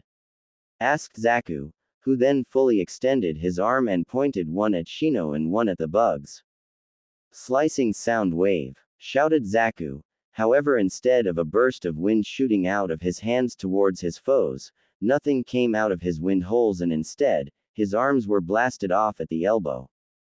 What is this? Cried Zaku in pain. Shino appeared behind Zaku and spoke, I plugged up both of your arms just in case you were faking. It seems I was wise to do so. While I did say an ace in the hole is good, 2 aces in the hole is better, said Shino, who then punched Zaku in the back of his neck, sending him sprawling on the ground and almost unconscious. Hayate checked on Zaku briefly, before announcing to all, winner, Shino Aburame.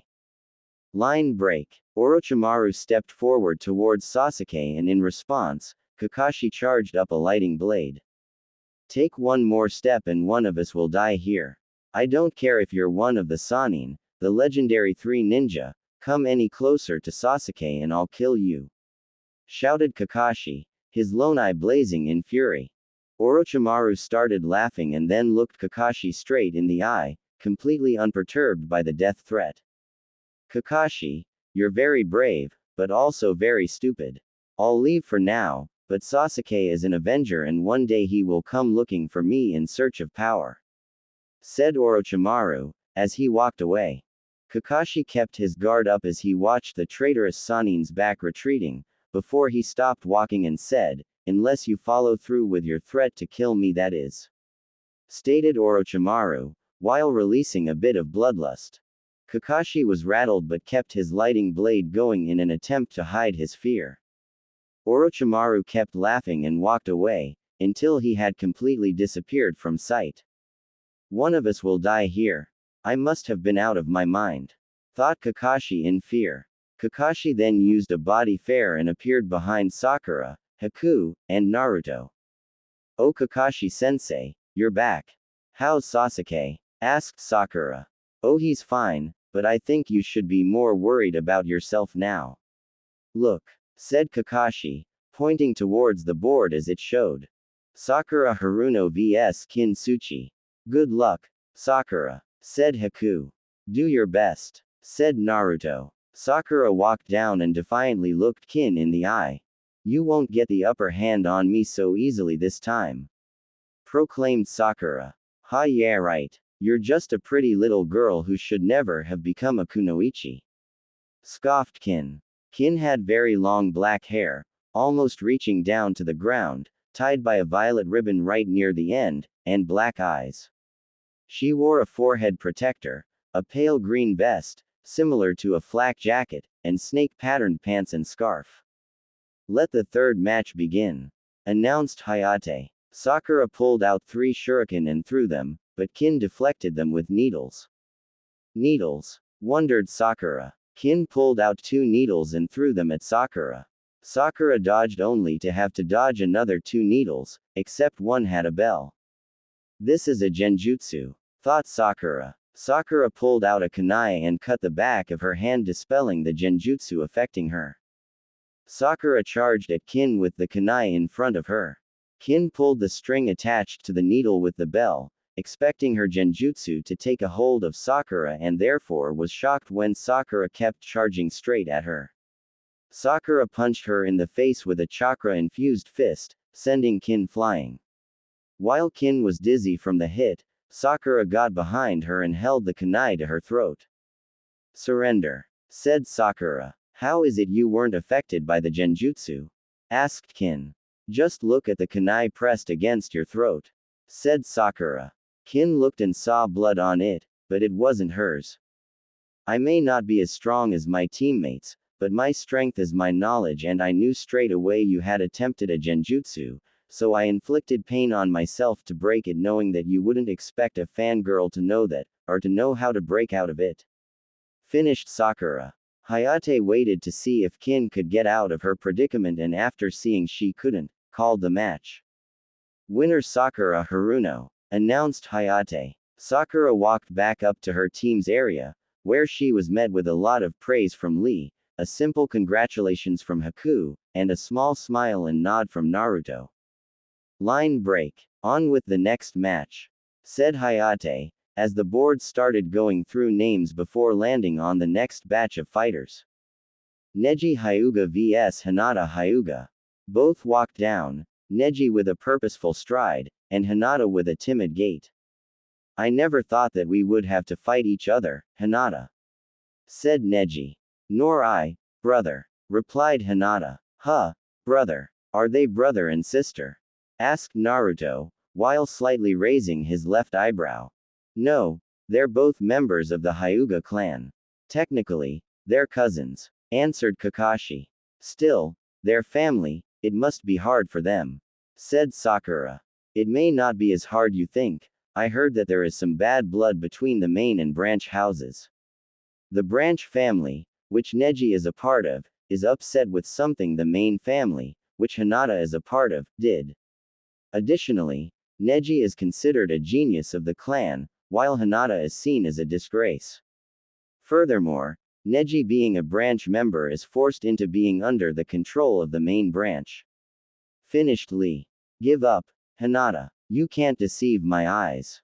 When you looked up, you remembered your past, your bitter past. Then you glanced down and thought what would happen if you fought me and realized you would lose. Also, your habit of raising your arm up in front of yourself while touching your lip is your way of putting a wall between us. People can't change. Once a failure, always a failure. You never really wanted to be in the Chunin exams, but to apply, you need a team of 3, and you didn't want to let Kiba or Shino down, didn't you?"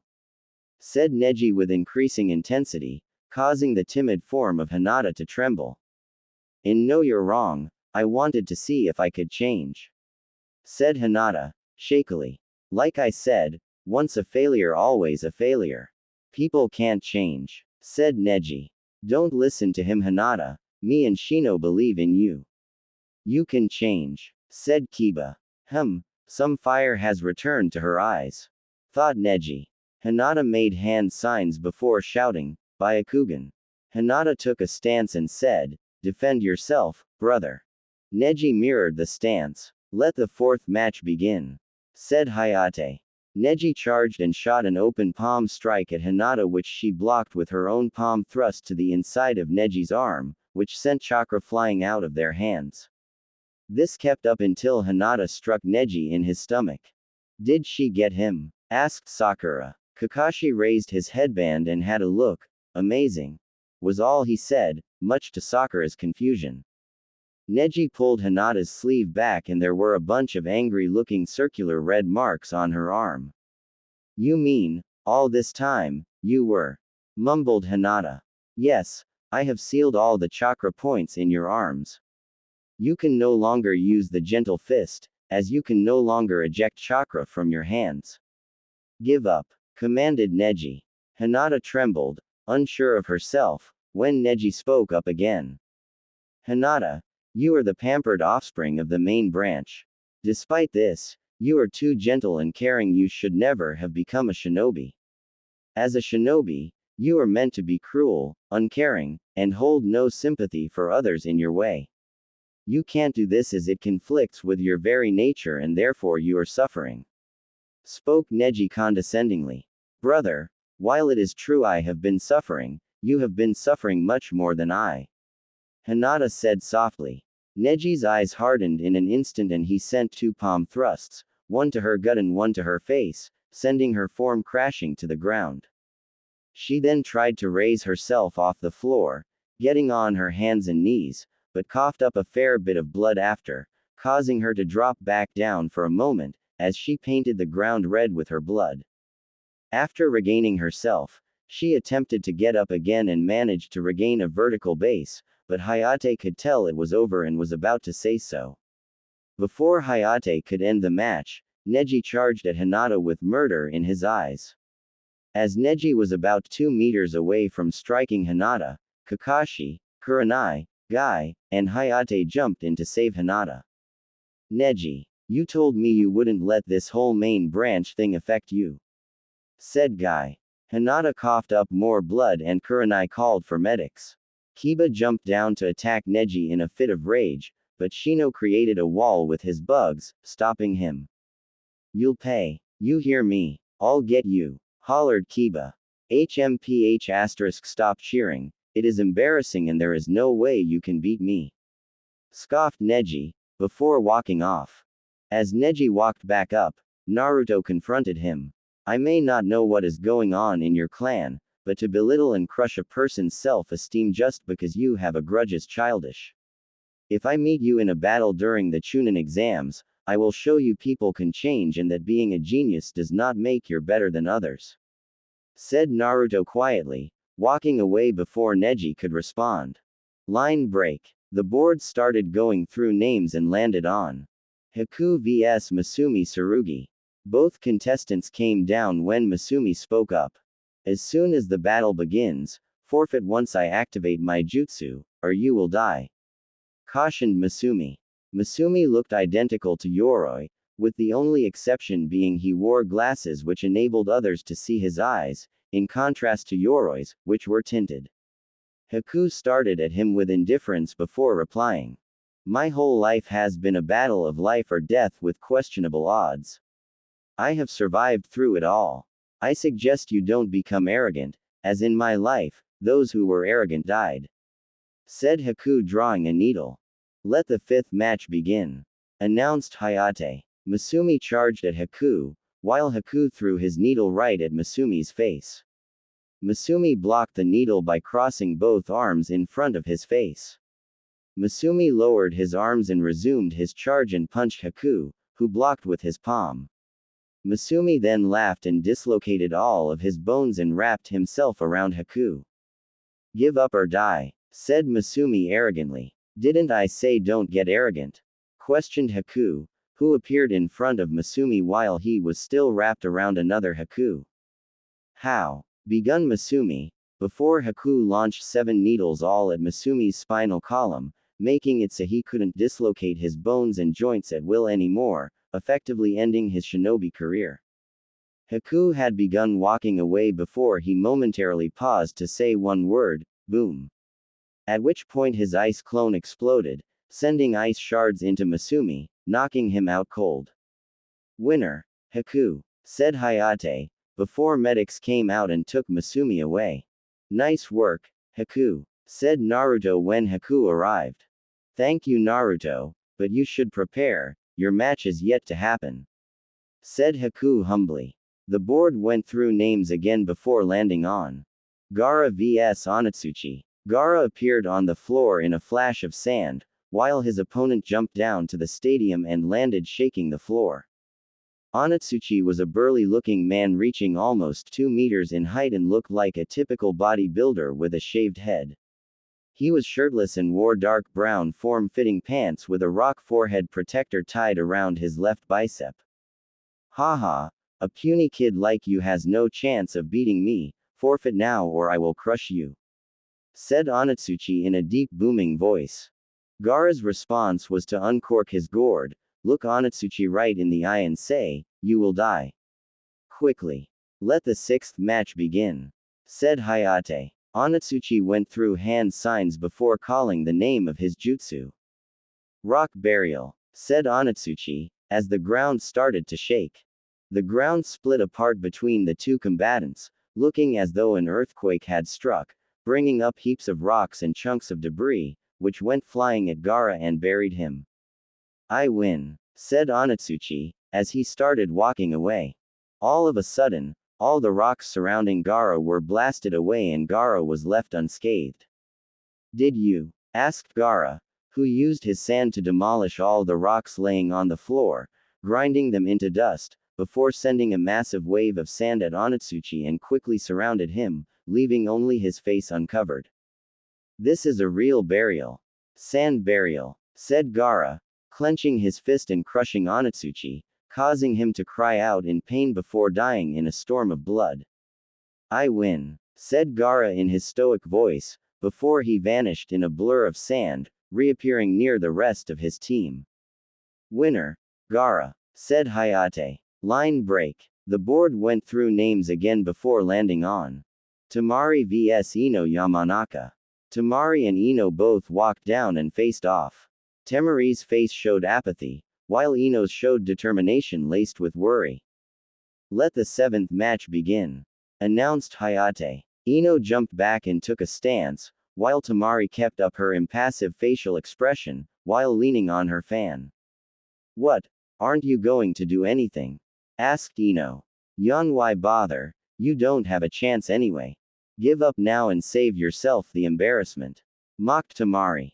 Ino growled before charging at Temari. Temari stood still, continuing to stare at Ino with apathy. Don't say I didn't warn you, said Temari uncaringly. Ino threw a punch which Temari blocked with her fan. Ino then brought her leg up, but Temari pushed Ino back with her fan and then vanished. Where did she? Started Ino, before collapsing forward from being hit on the back of her head from Temari's fan. Well, I warned her, said Temari, still having an apathetic expression. Winner, Temari, said Hayate. Temari searched for Naruto's eyes and noticed he was looking at her with approval. Temari winked at him before walking up the stairs. Line break. The board once again went through names and stopped on Kiba Inuzuka vs Choji Akamichi. Yahoo! Let's do it, cheered Kiba, jumping down from the upper level. Choji walked down calmly. Let the 8th match begin, announced Hayate. Tunneling Fang, shouted Kiba, as he leapt at Choji and begun spinning. Partial expansion jutsu arm, said Choji, as his arm tripled in size. Choji used his arms to knock Kiba back. Kiba took a moment to think about how to deal with Choji expanding and then smiled as he got an idea. Catch Akamaru, said Kiba, as he threw a red pill to Akamaru. Akamaru growled, and his fur turned red. Man-beast clone, said Kiba, as Akamaru jumped on him, before he turned into a clone of Kiba. Fang over fang, shouted Kiba, charging at Choji. Choji crossed his still enlarged arms in front of himself, blocking one of the attacks, but he was also attacked from behind and unable to block both attacks, so he was sent flying to the ground. Choji picked himself back up and punched one of the spinning forms, but the Kiba he hit kept drilling into his fist. Choji grunted in pain but kept pushing against the Kiba against his fist, until the other Kiba struck him in the back of the head, knocking him forward, but it wasn't strong enough to cause him to lower his fist. "Ah, my head," groaned Choji, who momentarily put his other hand over where he was struck. Choji then opened his palm and the Kiba who had been against his fist drilled into it, but Choji dealt with the pain and closed his hand around the Kiba. "This match is over. If this is Akamaru, Kiba, you need to forfeit, or I'm going to smash him into the wall, and if you're the real Kiba, you'll get knocked out," announced Choji. The Kiba which was free growled, before raising his hand and saying, "I, Kiba Inuzuka forfeit." Choji let go of Akamaru, who had passed out and reverted to a dog, placing him next to Kiba, before shrinking his arms. "Winner, Choji Akamichi," announced Hayate. "Ah, I'm going to go broke when we go eat barbecue," thought Asuma, while Ino cheered. "Nice work, Choji. You did really well, plus that was a good way to win knowing Kiba wouldn't risk Akamaru getting hurt," complimented Shikamaru. "Thanks Shika, but it looks like it's your turn now," said Choji, while pointing at the board. "Shikamaru Nara vs Urasu. Sigh, this is so troublesome," complained Shikamaru, as he slowly walked down, while his opponent calmly waited. Urasu had a bottom-heavy build. He wore shorts that came halfway up his thighs, and wore a sleeveless black shirt, with his headband tied around his neck. His legs had a lot of muscle, and he had a firm stance, while his arms were rather wiry, as was his neck. Overall, his appearance was rather amusing. "Let the 9th match begin," announced Hayate. Urasu went through rapid hand signs in a blurring succession before saying the name of his attack. "Flying Rock Wave Jutsu," said Urasu. When he finished his hand signs, the ground began to shake and rocks and boulders started breaking out of the ground and floating in the air for about 2 seconds, before all of them went flying at once at Shikamaru. Shikamaru dodged the boulders and made a cross in front of his arms to protect himself from the small rocks. Shikamaru lowered his arms when he stopped feeling the rocks pelt him. He then pulled out 6 shuriken and held them in between his knuckles. He waited until Urasu used his jutsu again, but before the rocks started to fly at him, he threw his shuriken at Urasu. Urasu dodged backwards and began to make hand signs for his jutsu again, but had to dodge 6 kunai this time. He then looked around and couldn't see Shikamaru. "Come out, coward, or I'll make you come out," shouted Urasu. He then saw part of Shikamaru's jacket behind one of the rocks and using his legs jumped high into the air, revealing the strength he had in those limbs. "You're finished," he shouted as he came down and landed on the rocks, smashing them and crushing Shikamaru. Or so he thought. However, this was not the case, as there was only a jacket there, not Shikamaru. "Shadow Possession Jutsu complete," said Shikamaru from behind Urasu. Shikamaru then pulled out a kunai held against Urasu's back and said with a yawn, "Forfeit or die." Urasu blinked before sighing and stated he forfeited, and Hayate called the match. As Shikamaru walked back up, Choji cheered, while Ino was in the background drawing circles on the floor with her finger, mumbling how she was the only one to fail out of her team, even though she was the best looking. Line break. The board went through names again before landing on Tenten vs Chiri. Chiri was a slim girl with black shoulder-length hair. She also had a sword strapped to her back and wore a dark brown shirt with the sleeves cut off at the shoulders and black pants, with her headband tied around her right thigh. "Finally it's my turn. She has a sword though, so this might be fun," thought Tenten, as she walked down. Let the 10th match begin, announced Hayate. Chiri pulled out her sword, which was deceptively longer than it appeared, reaching almost 2 meters in length. Tenten smiled and summoned 2 Tontos, before settling into a stance. Chiri charged and extended her arm while swinging her arm downwards in a diagonal arc, looking to decapitate Tenten, but Tenten held the sword in between her Tontos, one in front and the other behind the blade, with the blades themselves crossing over each other in a cross formation. Seeing that no one was able to move, they both lowered their swords and jumped back. Tenten took this moment to pull out a summoning scroll and begun flinging scythes, maces, and kunai at Chiri. Chiri used her sword to try and block some but had to keep dodging to the left and right to avoid getting hit. Tenten then stopped throwing her weapons and Chiri immediately charged. Chiri slashed diagonally, cutting Tenten's shoulder, before the blade was stopped by her Tonto. Ha! Give up, you almost lost your arm just now and next time it might be your head. Threatened Chiri. Tenten jumped back and pulled out a scroll which Naruto recognized. So she's using it already. I wonder if she can handle it, thought Naruto. When she summoned the blade, most people were surprised, but for different reasons. Haku for seeing her use it, Kakashi and Sakura, as they didn't know what Naruto did with the sword, Lee and Guy, as they had no idea how she got it, and everyone else because they were either unaware Zabuza was dead, or were questioning why the leaf had one of the 7 legendary swords of the mist. You know, this blade is called the decapitating carving knife. I wonder if that is just a name, or if it suggests something, said Tenten conversationally, even as her face twisted into a grin. Tenten lifted the sword and charged, aiming for Chiri's torso. Chiri put her blade in front of her and blocked the direct attack. Tenten quickly freed one of her hands and threw 4 shuriken at Chiri, making her back up and jump to the right. Tenten then charged again and slammed the sword exactly where Chiri would have been, if she didn't think to dodge at the last minute. Chiri took this chance to charge at Tenten, but Tenten slashed at Chiri's legs, inflicting a deep wound into her ankle. Chiri fell to the floor and felt the decapitating carving knife on the back of her neck. Give up now, or we will find out if this sword lives up to its name, said Tenten. Chiri sighed and announced that she was giving up. Winner, Tenten, said Hayate. When Tenten walked back up, Lee was crying and congratulating her about her flames of youth, and that he was dying at not yet having his shot to fight. Nice work, Tenten, although I didn't expect you to be so good with that sword already, said Naruto.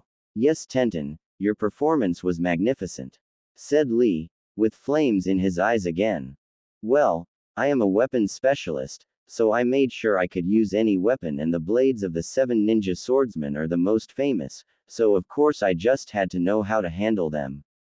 But you guys should focus on your matches, because there is a good chance that one of you is up next. You might even have to fight each other. Finished Tenten. Lee looked at Naruto and Naruto looked at Lee while each thought, that would be a youthful awesome match. The board however had different ideas and showed Lee vs Kankuro. Yes, there is no way I was going to be last, cheered Lee, who quickly jumped down to the arena. Kankuro walked down and thought, what a loser, this will be over in a minute. Let the 11th match begin, announced Hayate. Lee charged and kicked Kankuro up in the face, wasting no time and not allowing him to use what he had wrapped up. He then appeared behind him and loosened his bandages and wrapped them around Kankuro and begun to spin. Primary Lotus, shouted Lee, as he smashed Kankuro down onto the ground. When the dust cleared, Lee was bleeding from a gash in his chest, with purple fluid mixed with blood flowing out. What happened? Asked Lee, as he dropped to one knee. The bandages surrounding the thing Kankuro brought down with him opened to reveal Kankuro unharmed. Like I thought, over in less than a minute, said Kankuro.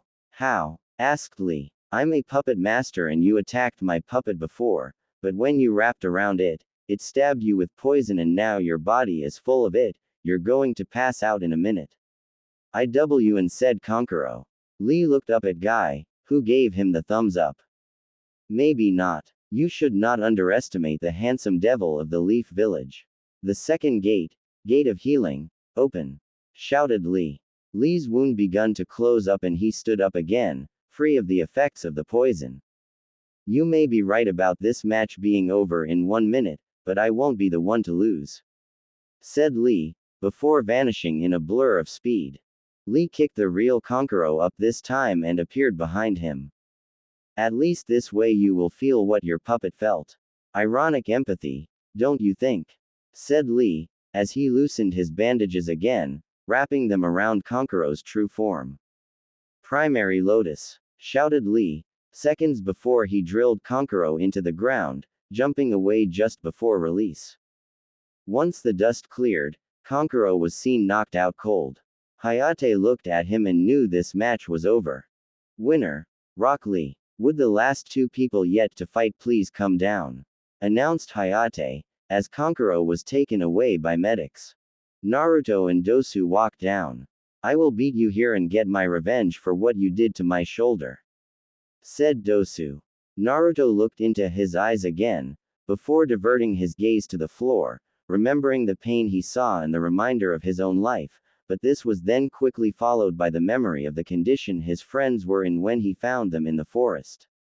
Last match begin, announced Hayate. Dosu charged and pulled his sleeve back and went for a jab to Naruto's stomach. Naruto however disappeared in a flash, leaving Dosu confused. I can tell you have had a hard life, Dosu, filled with lots of pain, and I myself contributed to that, but you should forfeit.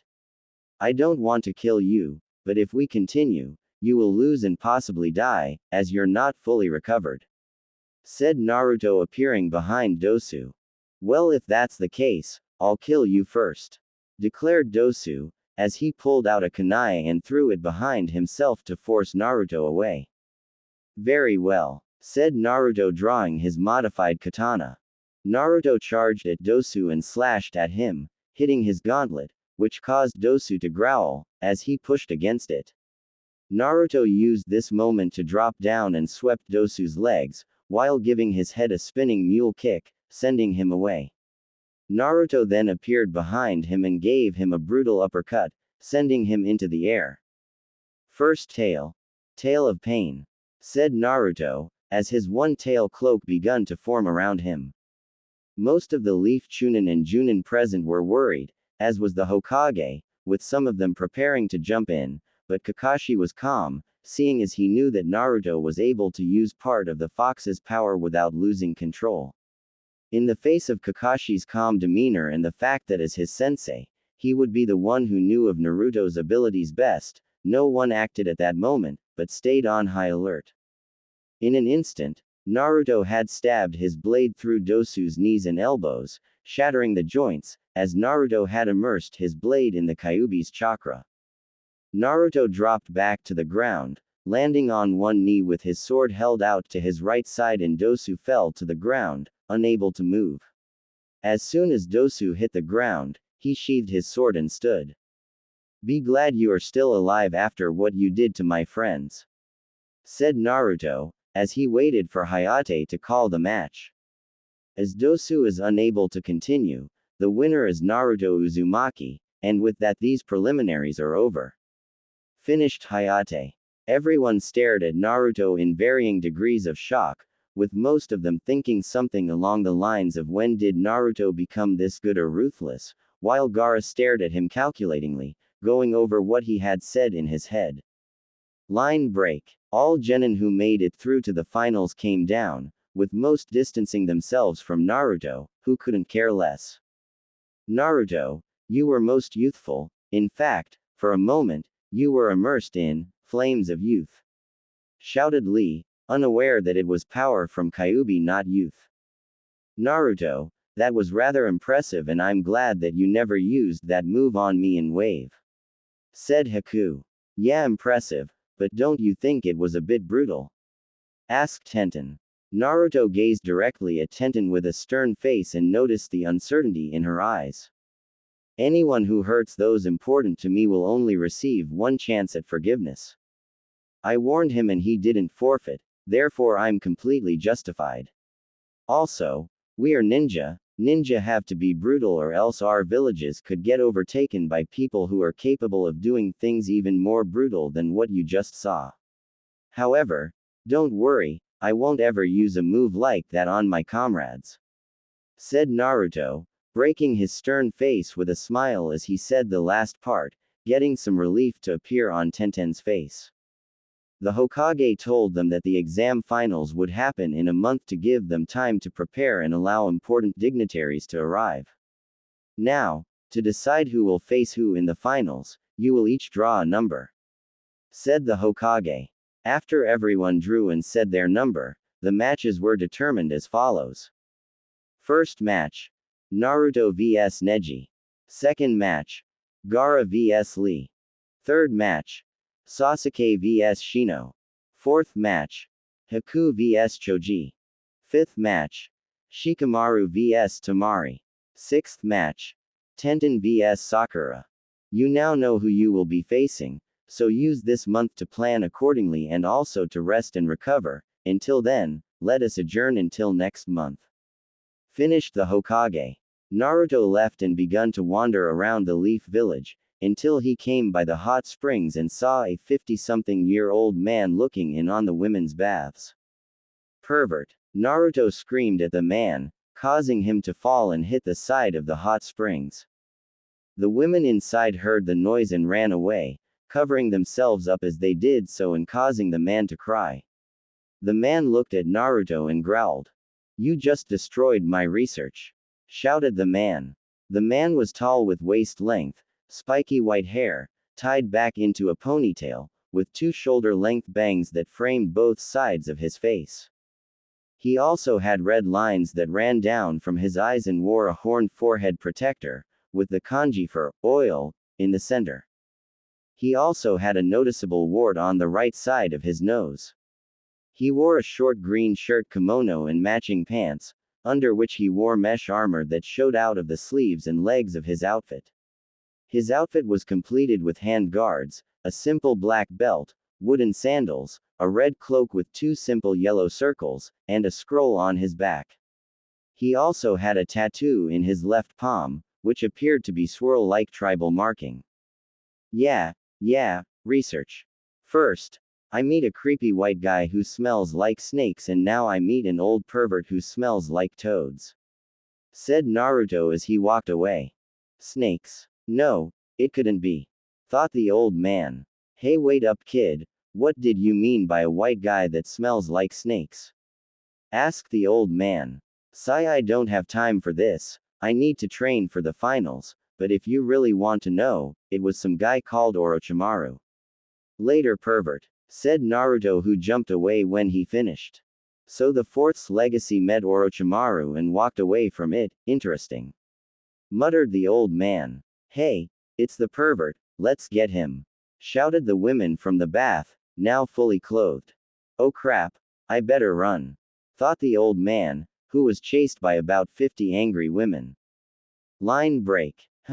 I wonder if the pervert got away, said Naruto to himself, as he walked around the village, looking for a good place to train in seclusion. Hey, I'm not a pervert, said the old man, appearing in front of Naruto. Oh yeah, then what are you? Asked Naruto. I'm a super pervert, said the man, before summoning a toad and doing a dance on it while revising a clearly practiced speech. I am a man who makes ladies swoon with his good looks and men tremble in fear from his very name, the sage of Mount Myoboku, one of the legendary 3 Sannin. I am Jiraiya, finished the man.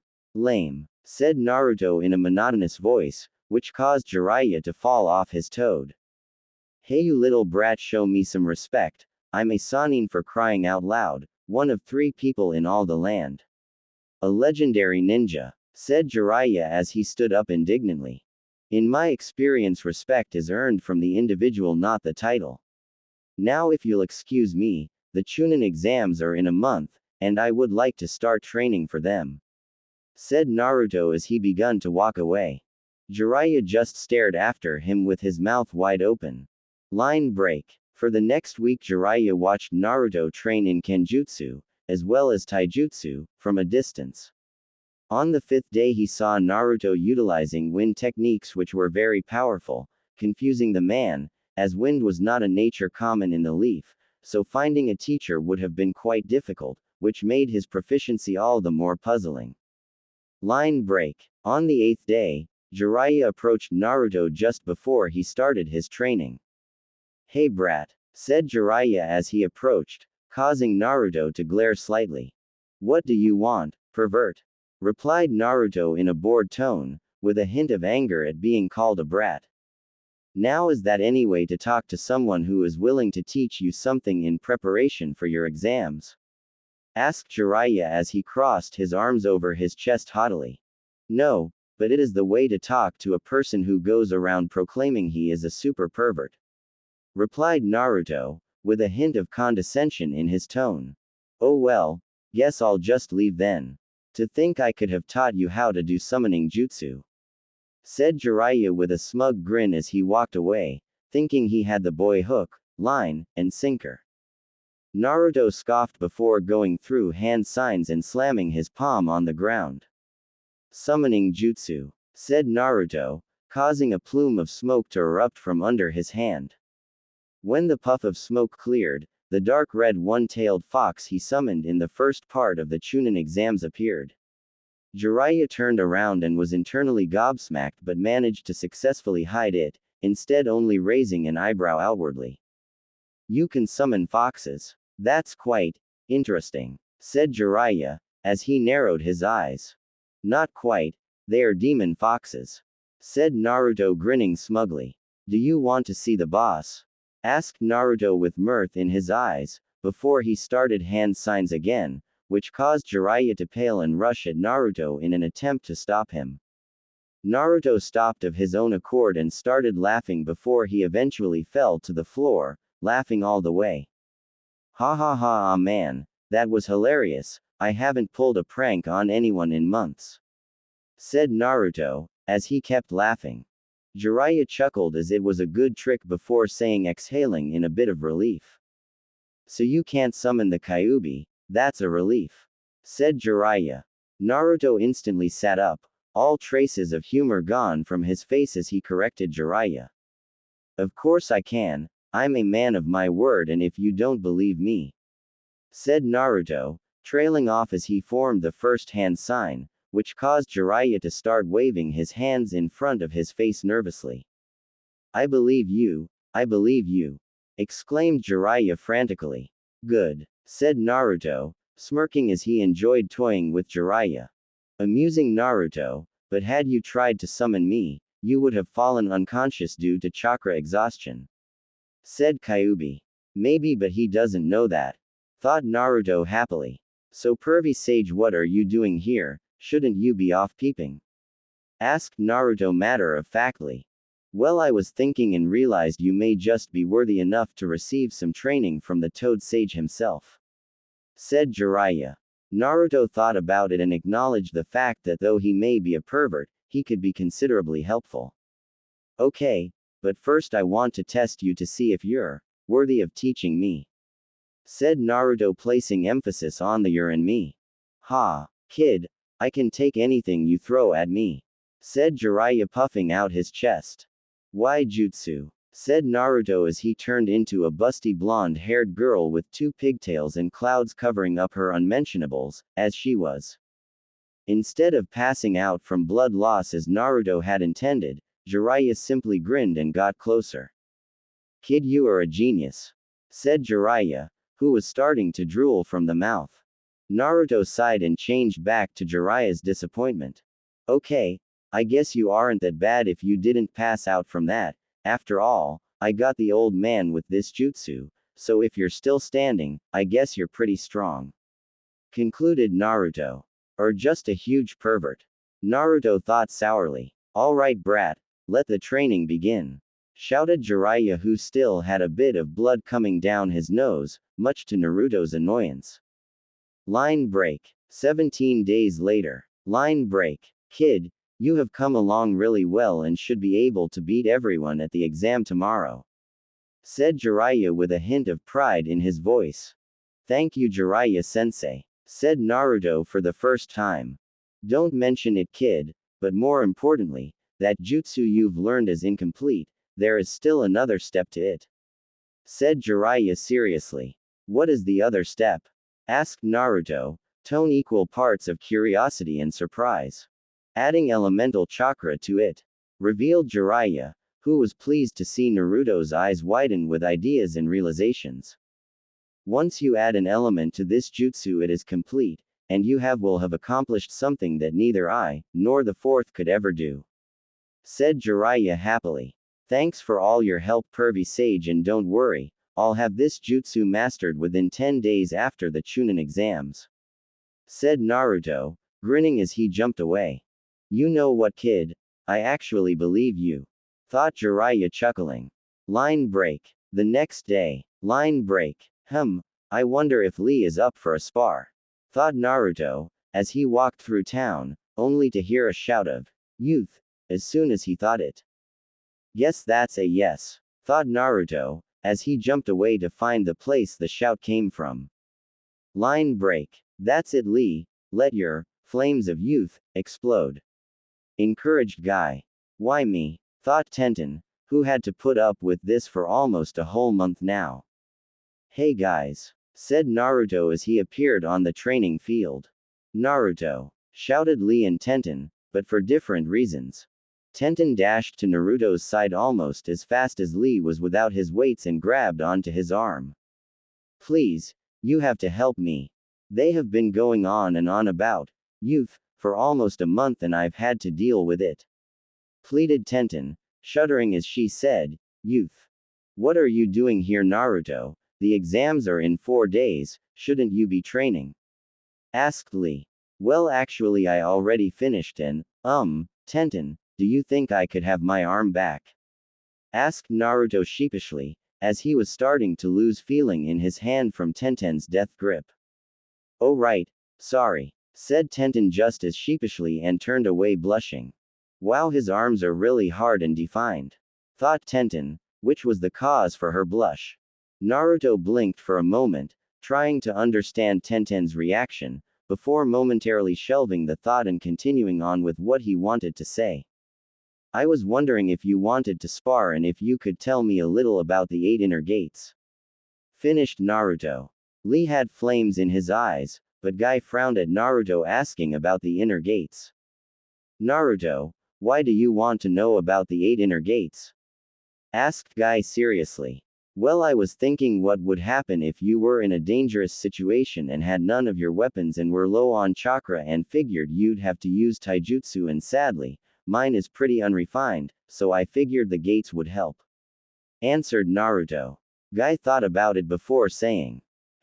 Perhaps I can teach you how the gates work, but I won't teach you how to open them until you can either beat Lee in a pure taijutsu spar, or at least last for 1 hour. Said Guy thoughtfully. Fair enough, but I don't think I can beat Lee just yet, but I still want to spar to see how much I need to improve. Admitted Naruto. Lee and Guy nodded. Ready, begin, shouted Guy, beginning the spar between Lee and Naruto. Lee and Naruto both disappeared even with their weights on, and a boom was heard a moment later. Many other booms echoed every couple of minutes with no signs of Naruto or Lee stopping. Lee went for a reverse roundhouse and Naruto blocked it with a head-level guard with his left arm. Wow Lee, that kick almost broke my arm. Said Naruto. Lee smiled before aiming a punch at Naruto's stomach. Naruto jumped back quickly to avoid getting winded. Naruto, seeing Lee overextended a little jumped forward and tried to land an axe kick to Lee's shoulder, but Lee quickly grabbed Naruto's leg, ignoring the fact that it had a 100 kilogram weight on its ankle, not to mention the weight of the leg itself. Lee then attempted to sweep Naruto's leg, but Naruto back-flipped at the last minute. Lee then jumped at Naruto, not leaving him a moment to recover. Leaf Hurricane, shouted Lee, before his leg struck Naruto in the head and sent him to the ground. Wow Lee, that was some kick. I know when I'm outmatched, you win. Said Naruto, standing up and bowing. That was a most youthful match Naruto. Said Lee. Guy then told Naruto about how the gates limited how much chakra the body had access to and what happens when you open each gate, with opening all 8 leading to death. After hearing everything Guy had to say, Naruto thanked him and begun to leave before he had another idea. Hey, Tenten, want to have a kenjutsu spar? Asked Naruto. Tenten was initially excited, but then remembered what happened in the Chunin exams and frowned. Naruto saw this and spoke before she could reply. I won't use the technique I used in the preliminaries, said Naruto smiling. Seeing that he wasn't going to use a move like that, Tenten became excited at the chance to fight a fellow sword user. Okay, said Tenten, as she unsealed the head-chopping cleaver. Naruto pulled out his katana holding it in his right hand, with his left next to his waist and lowered his stance with both feet with their heels together but facing away. Once again Guy shouted, begin. At Guy's command the two rushed into combat. Tenten was using a very direct style, aiming at Naruto's limbs, while Naruto was using the Demon Fox style, which involved parrying and striking out at the joints and vital points of the body. After coming dangerously close to having his arm sliced off, Naruto started to make use of his speed. He appeared behind Tenten and stabbed at her kidney, but her quick reflexes saved her as she dodged by leaping to the side. Naruto kept charging and had 2 close calls, almost stabbing Tenten in the stomach and lungs, but to her credit, while Tenten wasn't as fast as Lee, she was still very fast. Eventually, however, Tenten brought her blade down on Naruto's shoulder, which was just barely stopped in time by Naruto's blade. However, this gave Naruto the opportunity he needed as he quickly pushed against the blade, causing her to stumble, which allowed him to get behind her and press his sword to her back directly over her heart. I think I win, said Naruto happily. Tenten smirked before saying, maybe or maybe not. Tenten quickly stuck her leg out and swept Naruto's own.